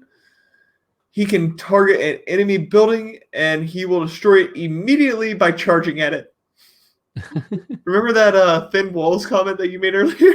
Yeah. Well, you don't need to be Thorfinn to get through that. And if any of the viewers have watched Finland Saga, there's the depiction of Thorfinn there is pretty much this. That's Thorfinn. And finally, enemy units become feared during the charge. Yeah, they should be. Run away! The relic, which is the Augur. Aegir. Whatever. Thorfinn can use provocation. I don't know. My brain somewhat working. Yeah, we just look. For the last hour, we've just been nerding, reading through stats. Yes, but this is important to the game. It helps you decide what clan you want to go into. Well, at least go into first. Yes. So with all these clans, you have alone for the single player. You have so much time to spend per buck you spent on the game. Yes, and it is definitely worth the money. All enemy units and towers target Thorfinn it's a taunt. during a short period, and his defense is increased by 100% for 6 seconds. Yeah, that's great. You usually run in with your war chief first anyway because he sustains the most damage from towers. Yep. I have not played the links yet. Yeah, I didn't get the either. I played the Squirrel Clan, which is fun to play. I haven't bought them yet. The Squirrel Clan has its own victory condition, but that's for later. Yes. The Lynx Clan earn hunting trophies on animal kills. You can summon Brunder and Kylan to your training camp. I cannot pronounce this name. Mieliki. The Beastmaster is weaker than other war chiefs, but does not cost iron. There are a few here that we've seen that don't cost iron. Mm-hmm. The archery range replaces the axe thrower camp. The trackers, they train can range units shooting a wide set of arrows. And the path of the hunter replaces military paths. Spin hunting trophies to unlock powerful abilities for Brunder, Kylan and the Trackers. Interesting. I really need to play this clan now because that seems like a really, really interesting play style. Yeah. Also, don't try to read super fast. Just go slow so you won't stumble upon your reading. Even reading slow, I stumble on my words. Okay. So the 200 fame unlock mythical lore ability for the Myaliki. Once placed, it periodically attracts mythical beasts to the zone more and more as time passes. Each cleared wave increases the size of the next one. The next feast cost is reduced by 5% up to 50% per animal your clan killed. Interesting. 500 fame unlock Oscorea. Oscorea ability for the Myaliki. She can recall the strongest wave of mythical animals that the clan has killed. In their spirit form, they come back for one last rampage on Earth. You can use that in an attack, probably.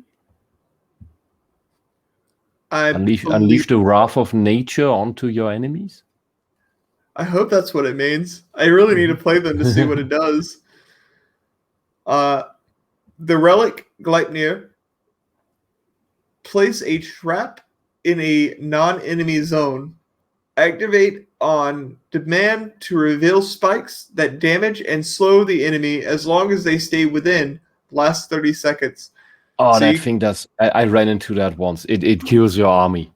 Yeah, that's interesting. You can trap your enemies. I need to play them now. It does tons of damage. And the then, newest clan, that which is is the a squirrels. DLC. This scroll clan. So from the Snake Clan down are the DLC. And they're all $5 each. Yeah, and sometimes they're on sale. Sometimes. For 50%. So the Squirrel Clan is so fun because let me just read the bonuses real quick. Yeah, they have an extra win condition. They do, and it's great. The clan hoards greedily in anticipation of winter 2 months before it starts and can count on a 30% increase in production during this period. However, they have a harder time during winter itself as they consume more food and wood. So they're dumb like squirrels. Yes. So right before winter happens, the production increases. But whenever winter hits, you consume more food. So it's really good to find sheep and put them into locations that you need them to be in. Yeah. Squirrels, so that your wood consumption is reduced. So here's the fun part, though. They have ingredients that they can gather in territories, depending on the zone type. And oh God. Instead of having a brewery, they have a stove and have cooks that can work there and prepare meals. And these meals give you bonuses and to your feasts. No, not to your feasts. These are separate things. Oh God, you can have a feast on top. Yes. Oh God. So have a bonus. Have a buff. Yeah, so they're great to have as allies. There's I think a campaign mission where you have them as allies. And just shower bonuses all the time while you're supposed to protect them. It's great. Yeah, so what it does is it increases you can increase your production with it, you can increase your military combat power with it, and then you can have your war chief go and produce more ingredients. That way you can do it more often. Mm-hmm. And then the clan can achieve its specified victory. Special squirrel victory. Yeah. Scroll victory. Also, they're one of the only I think clans. it's a fame victory. It's a special fame victory because they're Yeah. the only ones that you can go past 1200 with. Yeah, the difference to the standard fame victory is the standard fame victory. You need I forgot how many points. I think 1,200. But you also need to have built the altar of the ancients, which Yes. costs 15 stone, which is a ton of stone, and tons of money and wood. And you need to control 12 zones, which is very late game expensive. The scroll fame victory only needs 2,000 fame, but has 1500. no 1,500. Okay, I thought it was 1500. 2,000. Okay, 1,500. So that's just 300 more than the normal fame victory, but it has no other requirements. You only need the fame. Well, so with the fame bonus of 1500, it unlocks a new recipe for a huge banquet. And basically, what the scrolls do is once you have the recipe and make it, it's pretty much like a ceasefire between all the clans. We're all buddies now because the food was so good. Yes. That is their win victory. Okay. Imagine Gordon Ramsay being your war chief. Their 200 fame bonus though, since we already did the final one, which is their win condition, because it is important. Okay, I didn't know it had this that you have to have a special banquet attached to it. Yes. At 200 fame, you receive ingredients of each type by boat, and you increase your ingredient storage by 200. You can make meals for your allies.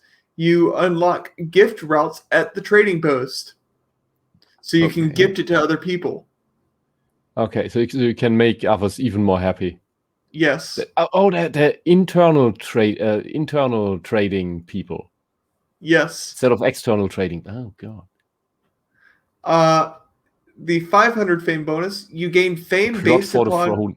It's called plot for the throne. Yeah. You gain fame based on your extra population compared to your most populous opponent. Arrival of new villagers increases by 5% for every 100 fame. Oh, so reproduce.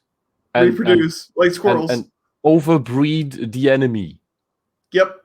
Like proper colonizers. Mm-hmm. And then the relic, which is the root of Yggdrasil. Oh yeah, that's a fun one. The zone where Yggdrasil's root is built becomes eldritch. Every 4 months, another zone becomes eldritch. Units in eldritch zones benefit from periodical production bonuses.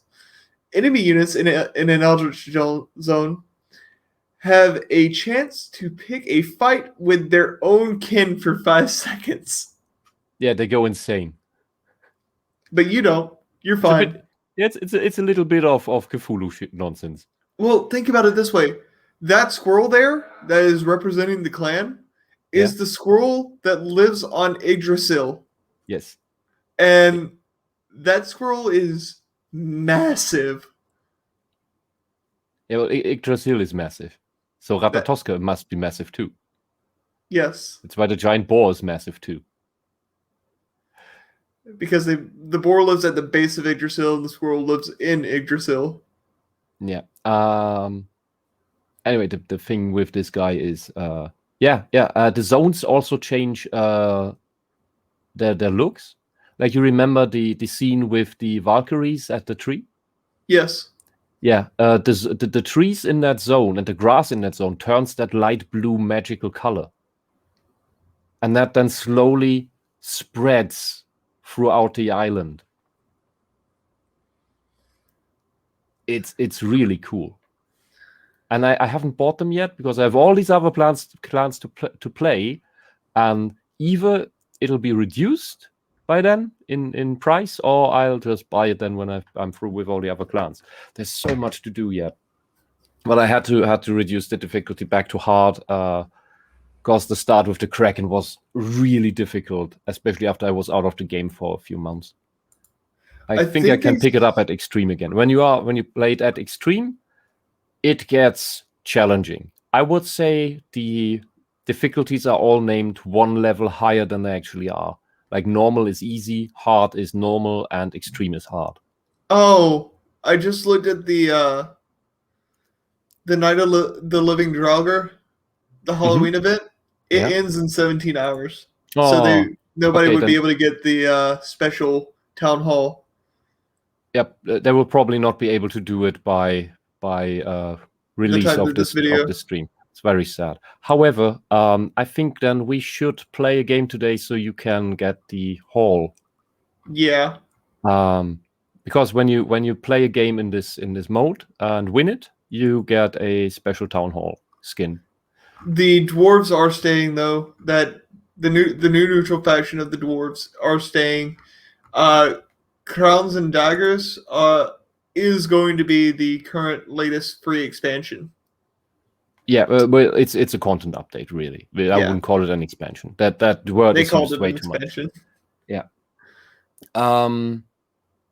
I would say just maybe let some game footage run while we keep talking a bit about the game, because we've been through only these stats here now, and that makes a relatively boring video. So we should close out at something more alive, maybe.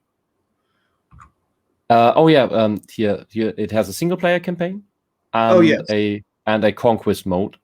The conquest mode is basically a randomized single player campaign with 8 missions, 3 fixed missions, and the rest is random. You get permanent bonuses for completing a mission that you can choose which to keep.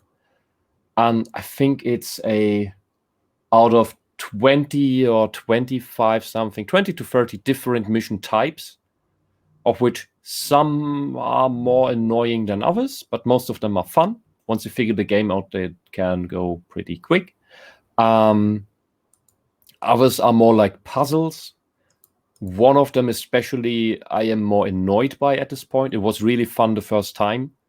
And then it was just annoying. It's the mission where you don't have any money income, and you have to find the giant boar on the map that you have to kill before the other clans.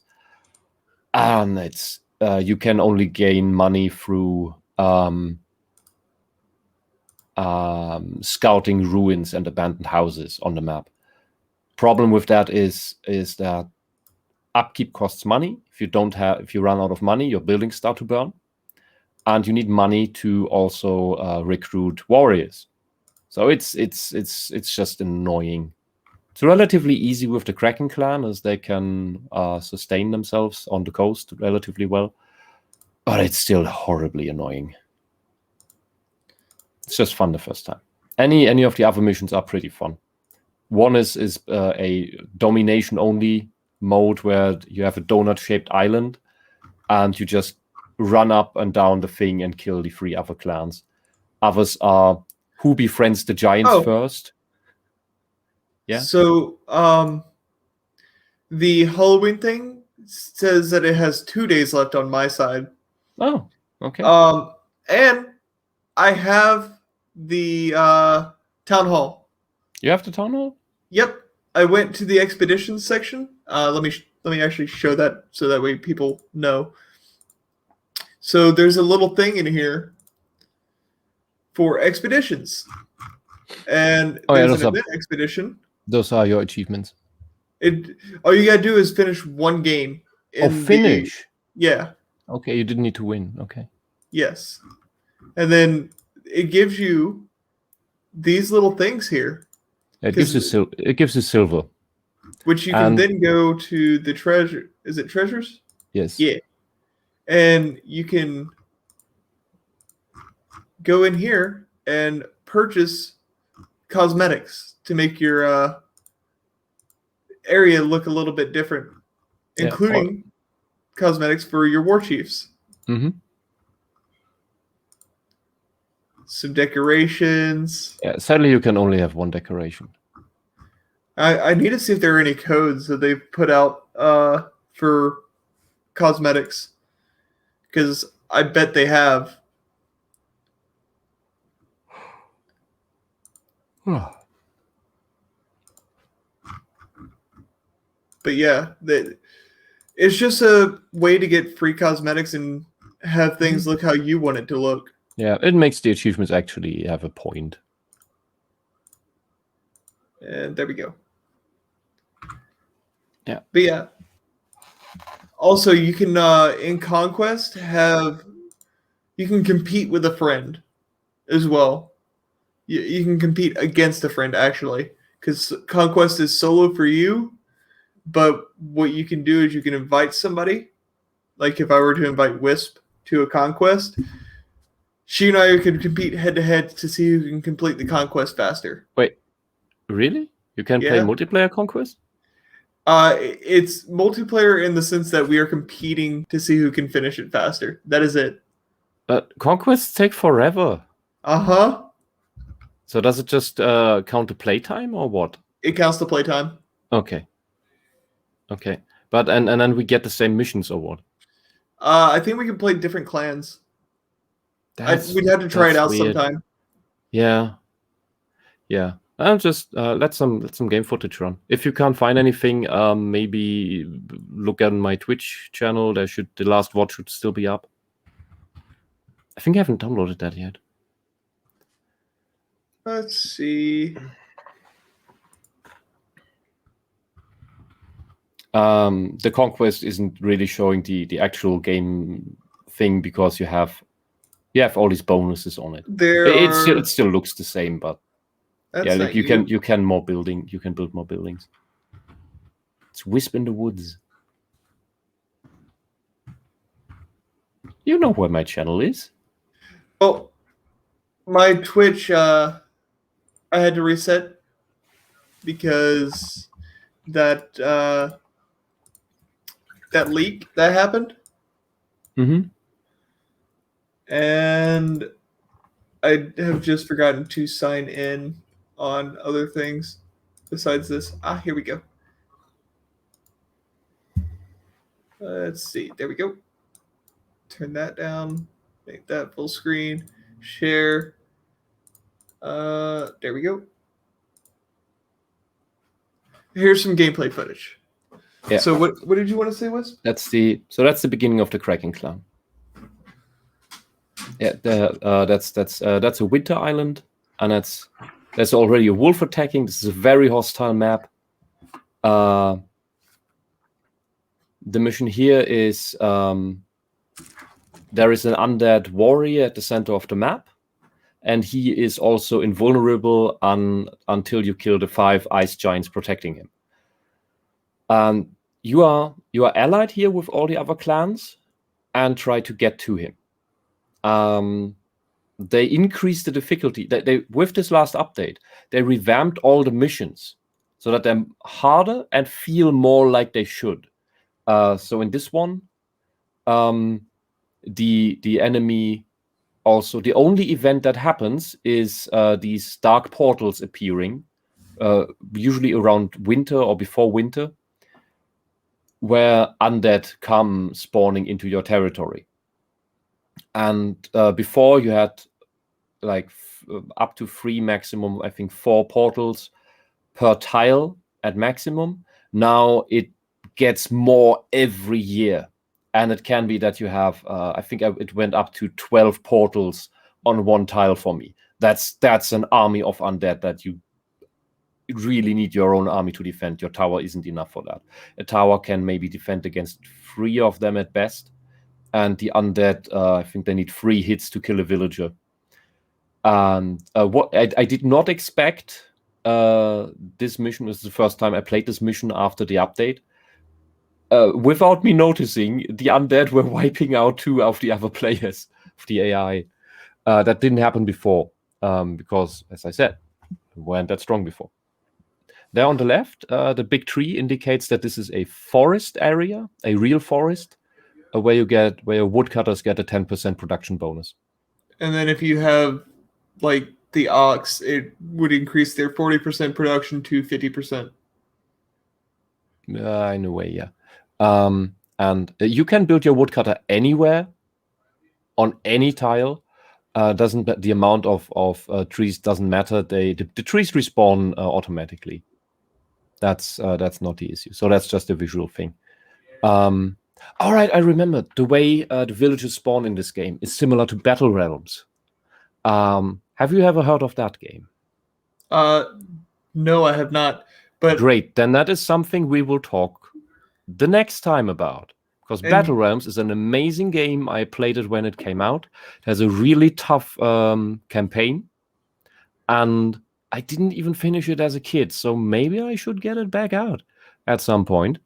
And we should definitely play it. It's a Japanese history mythology game. If you, so it's the fun type. Yeah, it has a lot of similarities to this, except that there are no tiles. Yeah,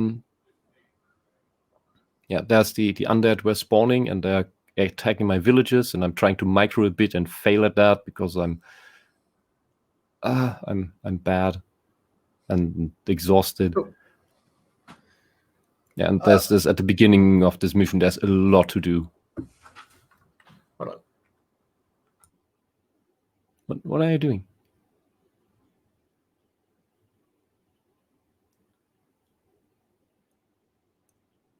I guess he's busy. I gotta go pay a dude for pizza. All right. Yeah, so what you see here, the Kraken clan, as I said, doesn't have Vikings that go on raids. They only build fisheries. That's why you don't see any boats venturing out. But on every tile that has a beach, you can build a fishery. That's pretty great. Yeah, those guys are mining some iron. And then, because I noticed that I usually in these things I play rather slowly. Only in extreme the enemies are pressing more that you get that you need your army up early and play like an actual game. And of course, when you play on extreme, the wildlife is more aggressive as well. Maps can have different levels of wildlife aggression.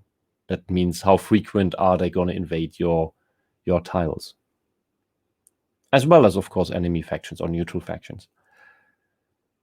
Yeah, that's the weird stuff. The scores at the top, from right to left, is lore, then your military experience, then the weird, which is Kraken specific. Then you have the warband size, your military size. You have your normal population limit. And then you have resources, that is iron, then stone, then gold, wood, food, and happiness. Yeah, and on the left you can see the fame points of each of the players right now.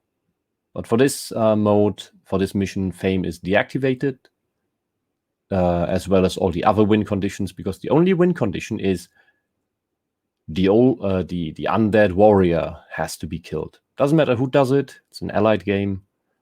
As we will see, the other clans are gonna get wiped out.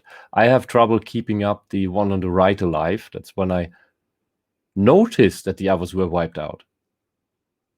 And it's again just at this moment just 3 undead spawning on the side. There's an elf camp as well, and they like to raid players. I would like to befriend them, but that's not going to happen in this game.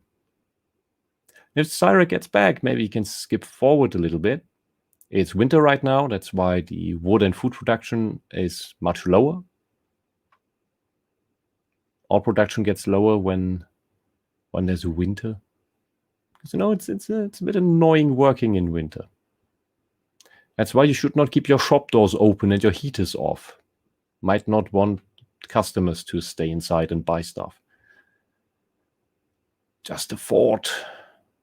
Has no real world connections whatsoever. I'm not talking about anything that happened to me in real life. Do what? What? What about you in real life? What? Hello, Cyrek. Hello. Hello. So what Oh all god, of there's you? an elf attack. There's an elf attack. Look, that's so strong. Yeah. And now he's contesting my territory. If that timer runs out, I lose the territory, and all the buildings begin to burn. So that's the entire village now, because I have no warriors, no war chief, and they're trying to kill the elf. Oh, not only that, but if you want to reclaim that area, you can do it right before the timer runs out, like you did there.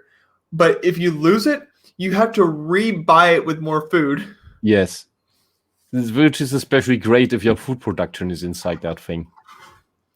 Oh, that I've had that happen in a game with you. Oh yeah, wasn't that fun? It was spectacular because I'm like, oh no, Wisp now has my farm. Oh no, I have no more food production. Great.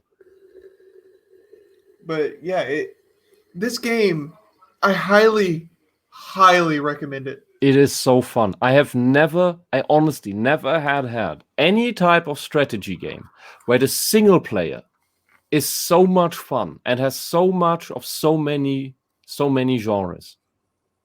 Also, they revamped all the AI so they actually do better now. Do better. But yeah. I don't know if you heard it, but they revamped all the stories with this update.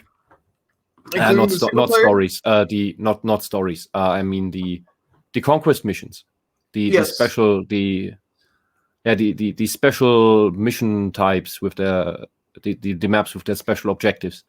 And it's not just that the clans are more actively working towards the actual goal of the map, but that the map itself feels more like what it should be.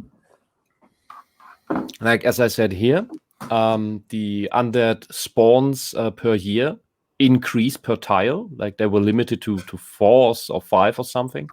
And now you can have up to 12 at the end. That's how far I got. And it got a bit unbearable. It gets to the point where it gets harder to defend against the undead spawns per year than it is to actually fight the boss of the map.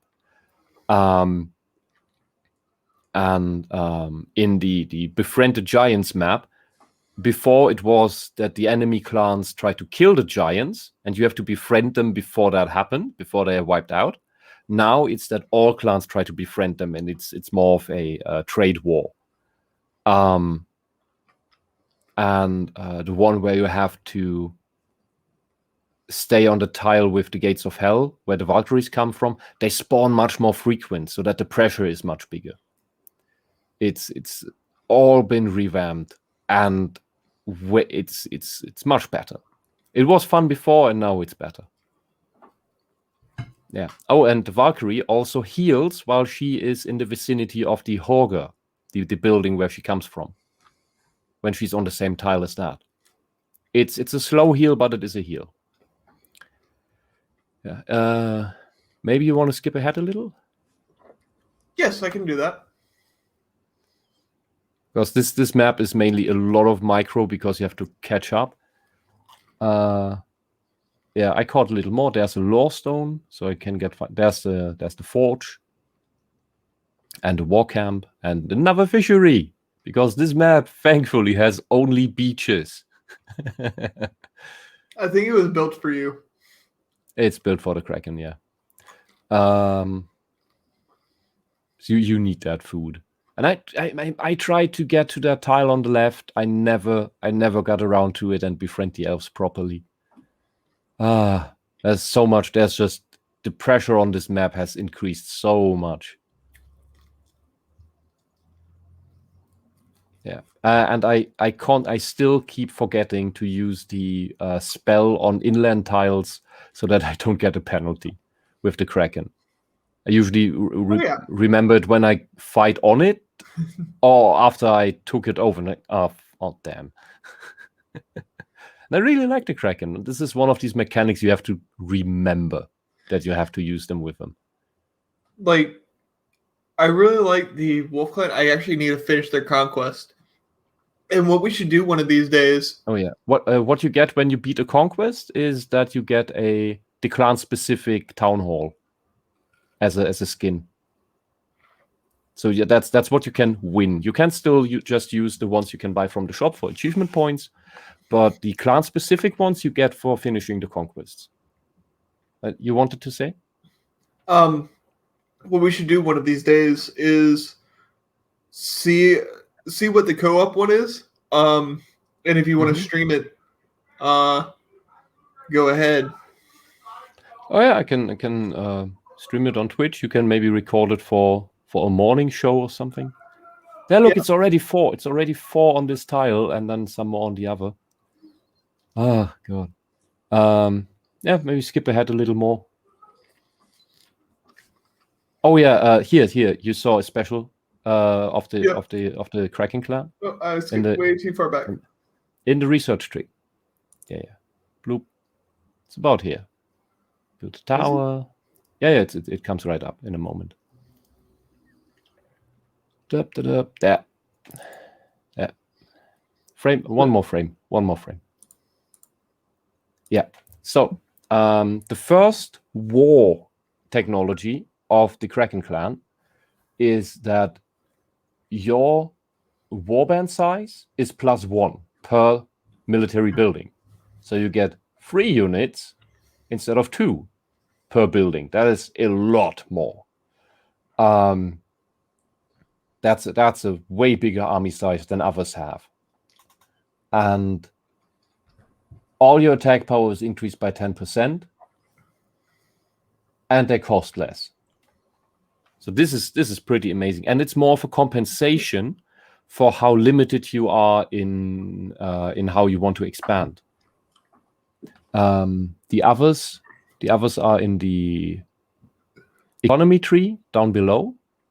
Is that you get money for every 3 buildings that you have. So normally these are for trade routes, but since the Kraken clan doesn't really do them.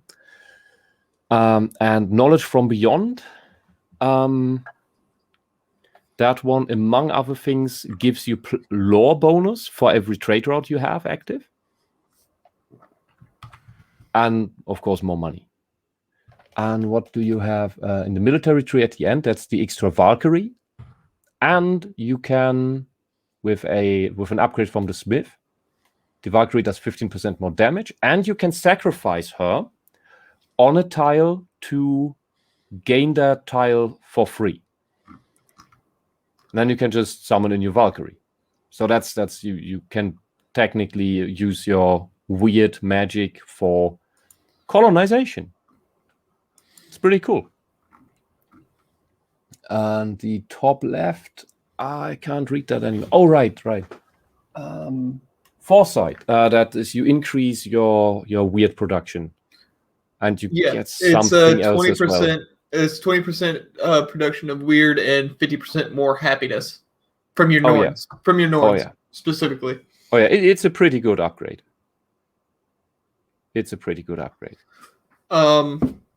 Yeah, and then every clan has these additional differences on the basic research tree that makes them even more distinguished than the basic clan abilities and fame bonuses we already covered for an hour. The game gets really, really specialized. I love it. I really, really love it. And since you can specialize, the clans are different, the research trees are different. You can choose where in the research tree you go, which is the point of a research tree, and you can have your military path. So every game can be different. Yep. It's great. I'm trying to see if there's a frame in here where you have your... Nope. Now just jump ahead some more. Here. Because it's a pretty long mission. Oh yeah, here the top and the left player are already thrown out by the undead invasions, and I'm starting to try to help the leftover AI on the right side to survive against the undead invasions. So you can see there's already 5 portals on that side. Finally managed to colonize that tile, try to get some of the stone there. But 5 is already a lot. It's too much. And there's an upgraded tower on that tile. And oh yeah, that guy. I help him regain a lot of land. Like he's reduced a lot at that point. Until later on. Yeah. It seems like the AI just had a really, really bad game. I think they're not calibrated for this yet. Because this is just hard difficulty. It's not extreme. And this mission was tough. I did not expect that. I think the AI for this map is still a tad too low. Maybe that's on purpose here. But they're not ready for the amount of pressure from the undead and how big the waves get.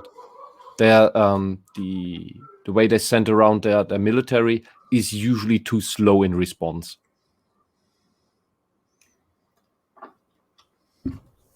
My thinking is they might want you to assist them as much as possible, like venture out as quickly as you can to scout out their areas. Yeah, and to save them too. But for that you have to cross the wildlife, and then it's across the whole island. So it's really tough. This mission has become way tougher than I thought. But look, this is the winter map, and it too is just beautiful.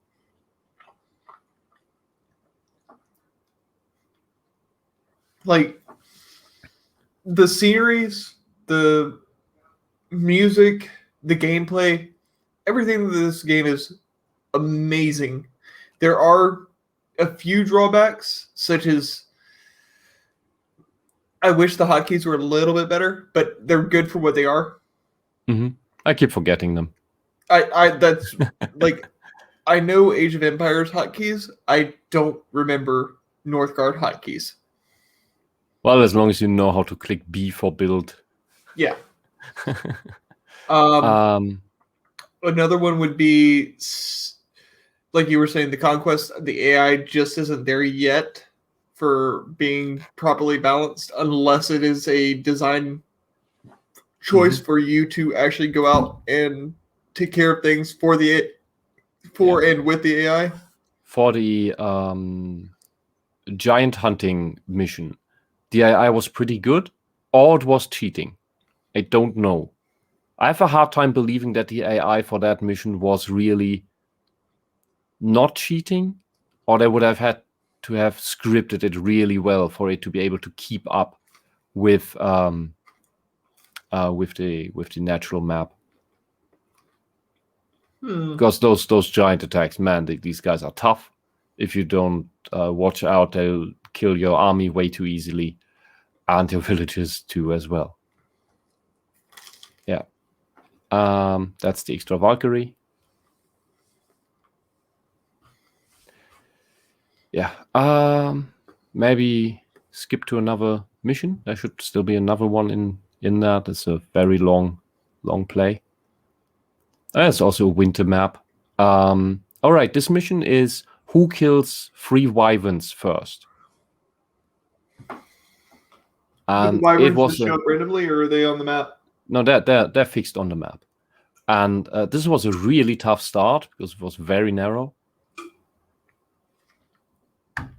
And once you can kill 1 wyvern, it tends to be rather easy. On this map, if you kill a wyvern, it respawns as an undead version with less hit points of itself. So it's usually you kill 1 wyvern, and then you get the second one relatively quickly, and then it's just a question of who gets the third one, who gets his third very quickly as well.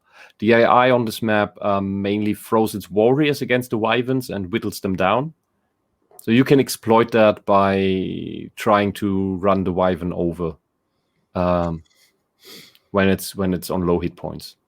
And try and come in at the last moment and take the kill. There was a lot of border haggling, let's say, if we want to call it that. Yeah, and of course you need access to the wyverns by being next to them. If there's enemy territory before that, well, you don't have access to the wyvern. Yeah. Seems like everybody had access except for that one that you can't get to yet. Yeah. Oh, and we were fighting over this area that is called Force Wrath. One of the. Yeah, if you control that, you get a 10% attack bonus. That's usually protected by 1 or 2 fallen Valkyries, which are very tough. You can't really kill them early game. You need to micromanage your war chief. If you try and kill a Valkyrie in the early game, you're just going to get steamrolled. Mm-hmm.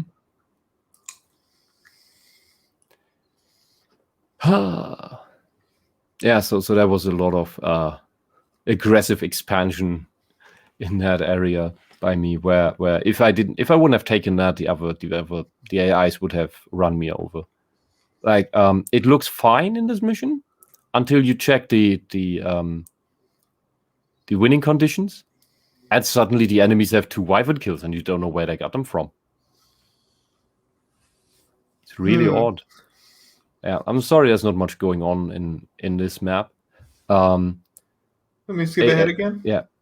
A little tip, if you want to kill wyverns, try to use upgraded shield bearers, because they get pretty much immune to projectiles. Not immune, but their resistance is extreme. You can see how strong the Valkyrie is. Like, she can just hammer through the undead. Yeah, this is it's a domination map in the Conquest, where you are supposed to kill 3 other clans, and the island is donut shaped, and there's a mountain range at one side, so basically the island has a start and an end. It's like a ring with a cut off in the middle. And I didn't know where I was on the island. Like, was I between 2 players? But I was just a little off from the actual mountain range. It's further to the right at the top. It's behind the dwarves. So you didn't know exactly where you were? Yeah, it was a bit frightening. The good thing about this thing is, because there's a lake in the middle, is that almost all tiles of this map are coastal tiles, which is very beneficial to the Kraken. I think in the Kraken Conquest, you have very much the home field advantage. Nah, not always. Not always.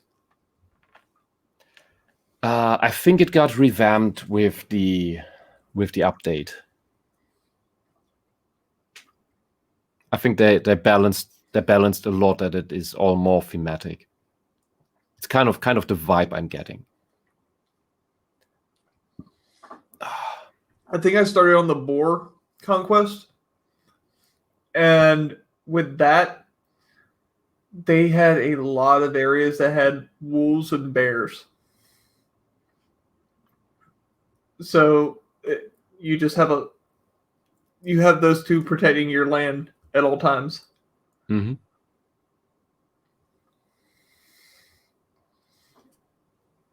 But yeah.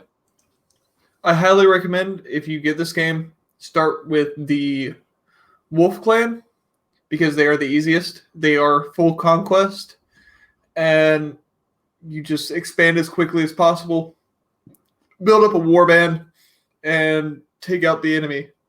I would say start with the Stag Clan, because it follows the basic rules of the game the most. That's what I would say, because everyone else is more of a variation on the basic rules. The Stag Clan just gets resource bonus and extra fame, and that's basically it for the most part.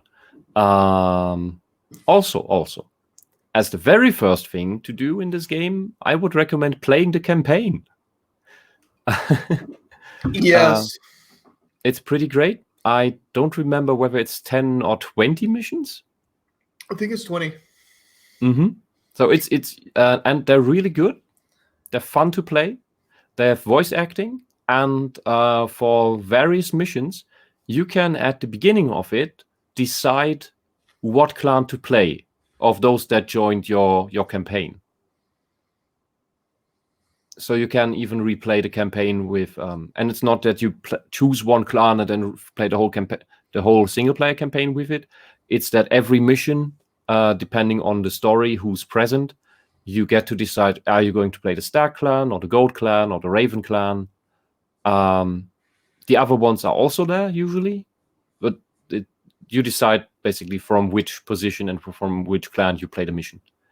And there's some pretty tough stuff at the end. Like where you try to get mine the special ore from it's not Jormungandr, but it's some worm-like thing that eats the special ore and is invulnerable to it, and you have to mine out the ore before the thing eats it to forge a weapon from it with which you can kill it. And oh god, I think that was the most tense mission of the game I played. It was fun. And you're just up on this ledge with your little village and your bear, and it was cool. I liked it. I really need to play the campaign again.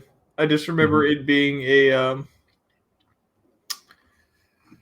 it's a story of the son getting his clan back because they were pretty much massacred. Mm-hmm. And the villain even makes sense. Mm-hmm. He wants to destroy the world to save it. It's one of those things.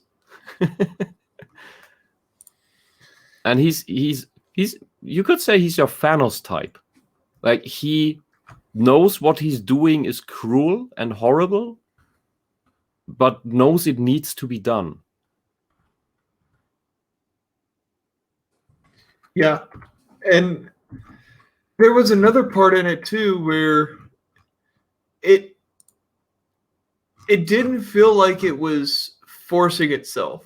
It felt very, very natural. Like the story feels natural in everything that it does. Mm-hmm. Yeah. Yeah, I kind of miss that in storytelling these days.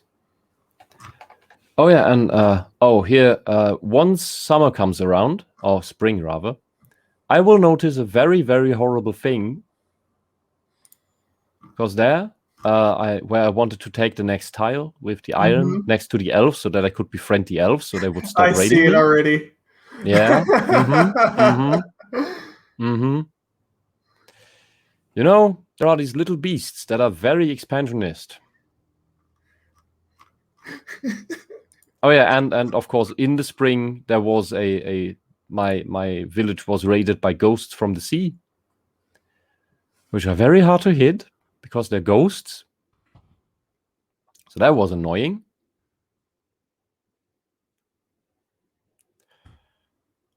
And after this, I finally and I ran out of food.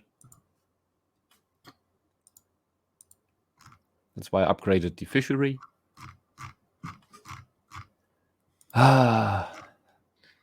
Such a slow start. It is, but it's great. Like the game starts out slow, like a lot of RTSs, but it picks up later.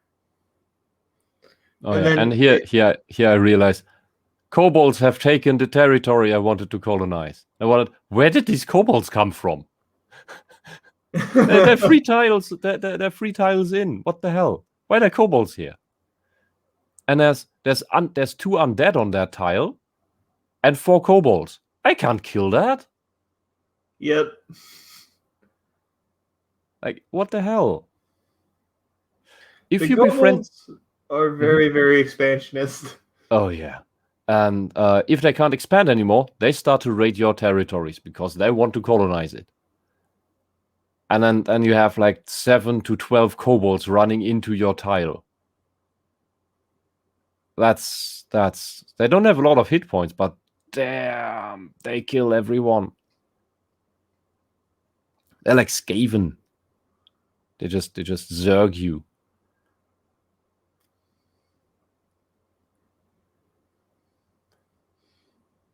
And yeah, and so I decide to build an offering well, which slowly increases your relationship with them. Additionally, 2 trade routes, and once they really like you, they don't just let you trespass. You can also colonize the area again and have your buildings alongside theirs. The only annoying part about that is that you can't destroy your own buildings right now on kobold tiles. Which is strange. Here I try to invade and just kill the undead first, because they pack way more of a punch. And I need to run out again every time to heal up, because if I only have these very expensive units.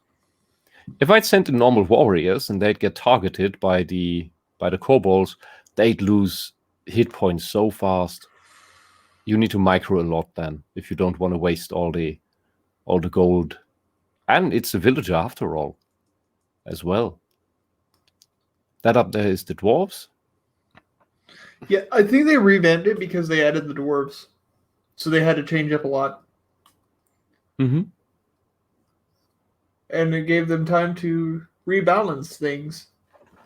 Yeah, I mean, what the dwarves are for gave them opportunity to revamp all the other races. The neutral factions, I mean. Yeah, usually with an RTS, you're like, all right, it's this race of people, or it's this civilization, or what have you. With this one, it's just they're all Nords. They're just different clans. Mm-hmm. Mm-hmm. Oh, and now when you play against the Raven clan, they will send their giants. Oh no. And they will do it every half year if they can afford it. So what I'm hearing is get rid of their money. Uh-huh. Yeah, so let's try this again. Get rid of that guy. That undead. Yeah, the kobolds are very tough. No. They just Swarm. Yeah, that's the problem. And now I get an elf attack as well. And dumb as I was, because I thought I'd get the other tile too, I built the Hauger right at the border, so that the Norns would be the first villagers to be attacked. Well, I mean, the Norns are much stronger than actual villagers, because they can turn into Valkyries. Yeah, but that is irrelevant if they're still Norns. Yeah, they're still pretty weak, but they're not as weak. What? Oh, they're just like everyone else. They don't have combat bonuses. Yeah, they don't have combat bonuses. I thought they did. They just put on some funny clothes and start praying around. Oh yeah, and that was a kobold raid. Right after the elf raid. But that means that a lot of the kobolds left that tile, I think. Right. That I think I took over that tile after the 2 were healed up a bit. Because the kobolds hadn't respawned yet. Because if there's just 2 of them, that's fine. And as you can see on the bottom right of the screen, there's the feast, which is 150 currently. But you have your warband and your civilians, and each one is different.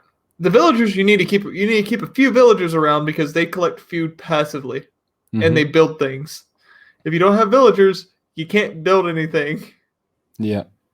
Oh yeah, and there are new random events like the ceremonial bonfire that can happen once per game, and it's a competition. The one who trades the most wood to the bonfire in the 3 months period that event is up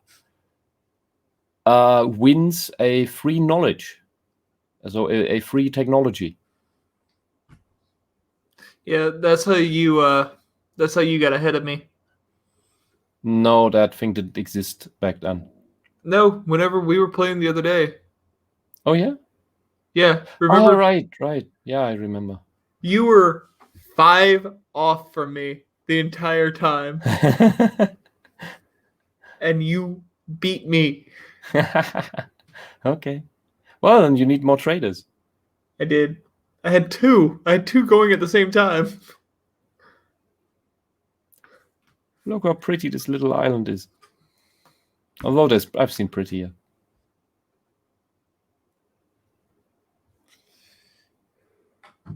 But yes, this is Northgard, and if you played an RTS or are interested in RTSs, this is one to get up.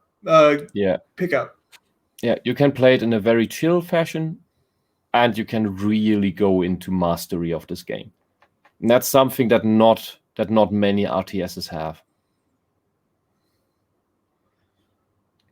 But is there anything else you want to say about the game? Or not right now. Maybe you can skip ahead a little to another. Maybe there's another mission there. That's another. Oh, it's another frost mission. What's going on here? No, that's just winter. That's just winter. That's the same. Oh yeah, it's map. still the same island. Yeah, it's just winter. This one's different. Oh yeah. Oh, this is the final mission of the conquest on a volcano island, and I lost this one. I have to replay it. I thought it was more of a combative one, but you're just supposed to win this by fame or by lore, and because it is a large island and there's only one other clan, the Horse Clan, and before you get into contact with the Horse Clan, the game is almost over.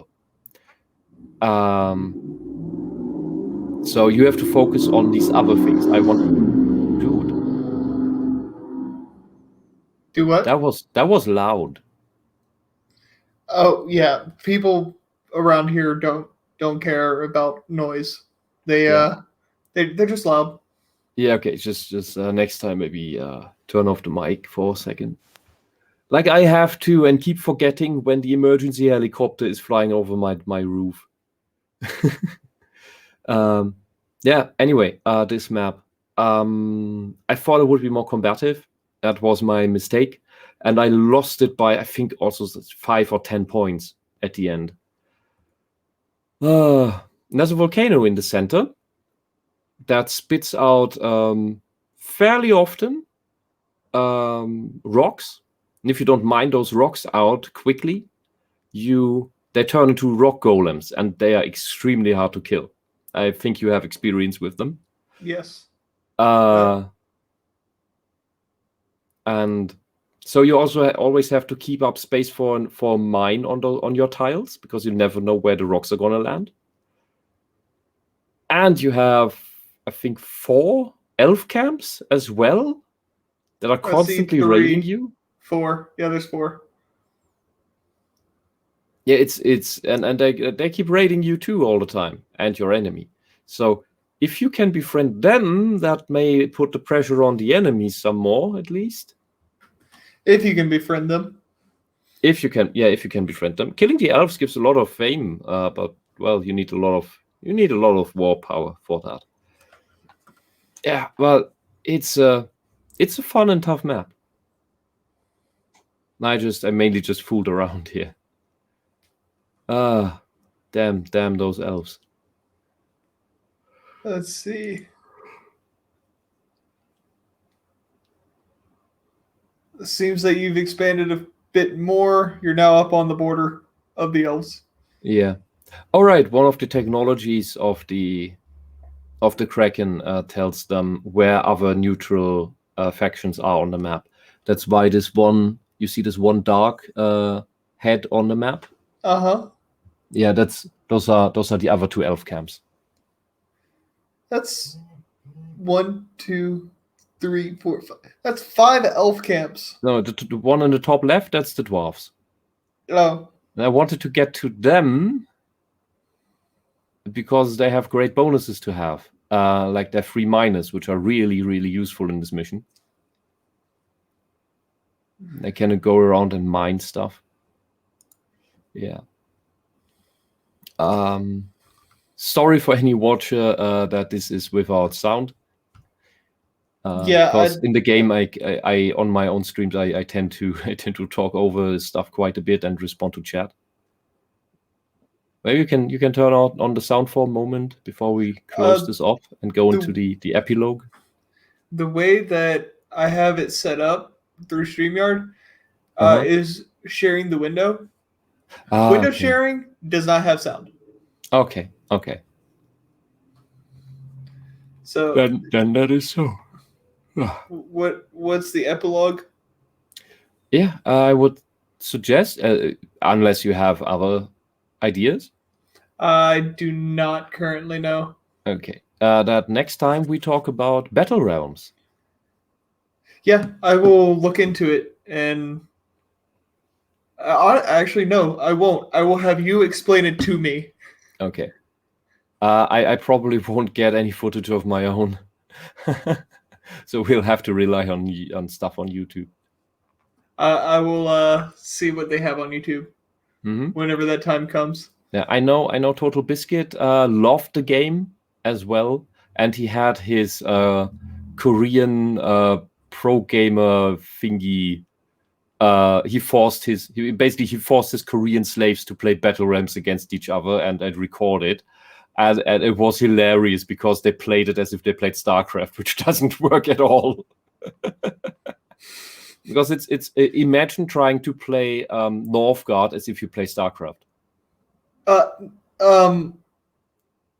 Exactly. That irks me. Yes. Oh yeah, you can maybe still wait a tiny minute. We have a short winter here, and at the end of that, we have the volcano erupting. Down the left, you can see a rock golem that is alive. Well, now I scrolled out of it. Because then I will have to try to mine all those out before they awaken and kill everyone.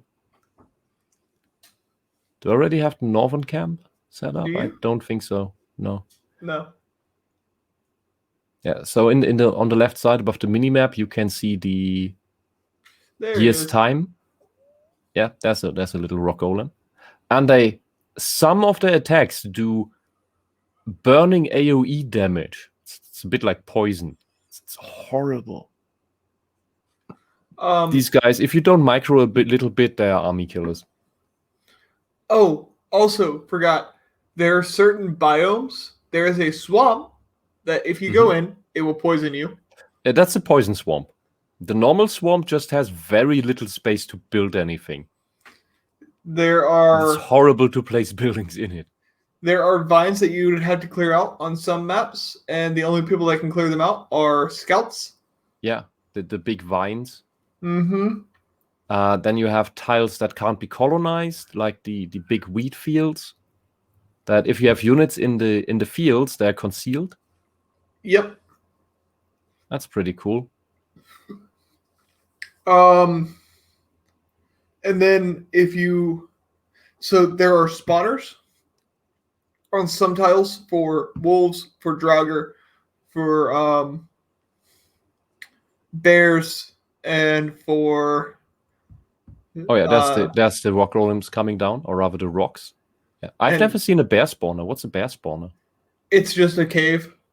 I've never seen a bear spawner. Mm-hmm. It's like the wolf cave. I've never come across one. What do you get for clearing it? It just closes off. Oh, once you colonize it. If you clear a wolf den, you get stone. If you clear a Drauge camp, you get iron. I think you get stone because would- it's pretty much just a wolf camp. Okay. So there's an elf invasion, which kills my tower, and I didn't expect the rocks coming down, so I had to build emergency mines. Yeah, and you don't have much longer until they spawn. Yeah, Yet. and on the calendar you can see how long it takes until they spawn.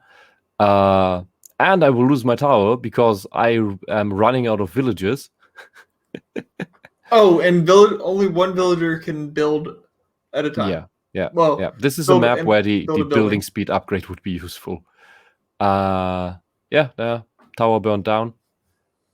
And the time without upgrades of building a mine and then setting 2 villages to mine the volcano rock is about just what you need to get it before it awakens. The good thing about it is you get 10 stone per molten rock. Yep. That is, so you basically have infinite stone in this map. One thing that you do need to know, though, is even if you don't get all the stone from the molten rock, depending on how much you've dug up out of it, it's weakened by that amount. Mm-hmm. Yeah, it has less hit points, which is very useful. Yeah, problem is if you leave it alone for too long, it will. These are the few monsters that heal up again. Yeah, I'm Looks probably like you might not hit that one. Get that one. Yeah, that's way too late. Let's see. It's so much stress and then you realize, oh no, I have all the buildings on this one. Oh no, I was past that already. Yeah, this is just before. And during rain, you produce less. And it looks like you hit the food cap as well. Yeah, the food cap, because I don't have enough silos, which technically is good. I have food. I have enough food, but I also have I'm at the population cap. So yeah, that's the rock. That's the rock man. And all the villagers try help tearing it down. And this may look quick, but that's the entire village working on it. These guys are tough to kill. And so the final mission of the Kraken Conquest is actually quite tough. Like, you are constantly being attacked. And you have to play towards either fame or lore. I would say this is a fame map. Yeah, it looks like you just take out whatever you can and then build up your fame. Yeah, and with the molten rock, you get so much stone that basically you should just upgrade everything. That you upgrade everything or trade it off and get friendly with the elves. Yeah. Oh, that's something I didn't think of, because usually stone is so rare that I don't trade it away. A little food for thought whenever you go back to play this. Yeah. So today was double as long, but that's because we don't have the time limit of you usually having to go to work. Yeah, it's the benefit of a pre-recording.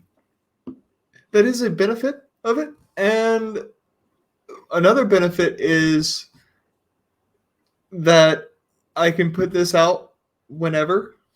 Mm-hmm. But it also gave us enough time to go through each of the clans, their bonuses and everything else, and the differences between them. Half of the bonuses. Well, aside from the lore bonuses. The technologies, the technologies, they are so different. They make everything so different. Like the Raven Clan, I only realized this much later. Since they are specialized in gaining happiness through exploration, not just colonization, but simply exploration, their early bonus, where I think others upgrade their... I forgot what they upgrade. It's where the Kraken also has their non-upgrade. Mm-hmm. The The Raven clan gets an upgrade that makes their scouts invulnerable. So scouts can take damage when they scout and die if you don't heal them in between, call them back. The Raven scouts can be made invulnerable with that upgrade. So they can just keep on scouting until they're done. Yeah, I forgot about that. So there's tons of stuff like that. It's great. It's a wonderful game. Get it if you can. Get it on a sale if you need to. But if you like real-time strategy games, if you like civilization-type games, if you like battle realms, you will find something about this game that you liked in these other games. The armies are relatively simple. Like besides the war chief, you have 3 basic units: the normal warrior, the axe thrower, your ranged unit, and the shield bearer, which is a very simple paper rock scissors system. And yeah, everything else is a variation on things. It's great. I love it. I love it. Make more. I think it might be going up on sale whenever the winter sale hits. So Yeah. And that would mean the DLCs are also on sale. Yeah, and maybe even the Squirrel Clan, because that wasn't on sale last time because it just came out. Yeah, and if need be, get it on sale. And I honestly think that the $30 price tag on it is well worth the amount of enjoyment that you're going to get out of here. Oh yeah, you get the hours worth it out of this game. Just single player map, single player campaign, and the conquests alone will get you probably 200 hours of gameplay. And that is if it's your type of game. And that's a lot of hour per buck. Oh yeah. And another thing, real quick, it's not about the game, but I am getting a new microphone, so the sound quality may be a bit better. And you stop getting randomly silent? Yes. That's great. Because I don't know what the gain function is on this mic that has been causing it issues, but I've also had it for 6 years. So it's probably just old. Worn out. Okay. Oh yeah, there's one negative little bit about the game, but that may be a local issue of mine. Every time the season changes from summer to from summer to winter and from winter to spring or summer, I get huge lag, frame rate drop, like the game freezes for a second. Maybe a local thing, but it seems to put a heavy load on the game for me. Yeah, I that might just be on that it's a local thing. Okay. Because I've not had that issue, but then again,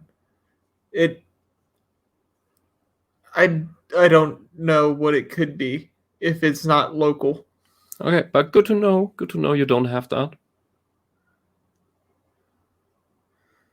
Oh yeah, here I got the rocks. I got an elf invasion.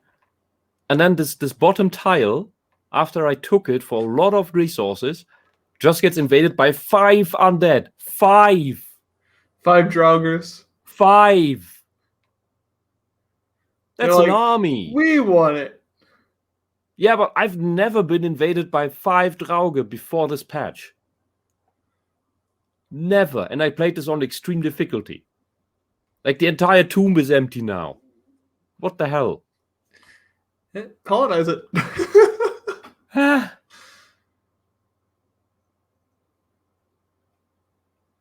So, and for this game, it does actually make sense to not run around in a ball of death, but to have your units spread out a bit, because they are surprisingly strong. Ball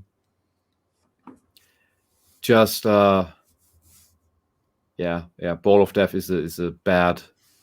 But yeah, see, elves, bloody elves already. it's a bad habit from that StarCraft 2 reintroduced. What I liked so much about StarCraft and Warcraft 3 was the limited group size that you had. It forced people into more strategic play. For this game, I mean, that's okay. You don't have that much specialization anyway. Your group size isn't, your army size isn't that large anyway. But unlike me, because I'm just lazy here, you should spread out your armies. It does help a lot in defending your places. It And does. also attacking in several spots at once, of course, overwhelms any AI. Yeah, I saw the lag on it there. Mm-hmm. Yeah, I don't know what that has to be a local issue. Oh But- dear. I don't know from what. There's a fat graphics card in this. I have infinite RAM almost. I don't know what it is. I don't know. Oh, looks like you're gonna go fight those wolves. Yeah, finally. Well, I'm gonna, as I said, I'm gonna lose, and I'm gonna lose this map just by an inch. That was very frustrating. But yeah, next time I'm gonna play it. I thought about today, but no, I had too much of a headache. I was still catching up on a certain criminal case stream, so that took most of my day. Had I been done earlier with that, I would have finished the conquest here instead of doing the stream with you. And this is fine too. And we're now over 3 hours. Yes. So we might as well close it here, because I am just waiting on Glib to drop a video, and then he said he was doing a stream after where he wanted me and Logan to be on with him and talk about virtues of being a superhero. Oh, awesome. Then maybe also link Glib's channel in the description. Yes, I will. Or the exact video you're talking about, because when you publish this, that stream will be done. The video that he's putting out will be out. So, goodbye, everybody. Bye. Get Northgard. Get it. Do it. It's worth it.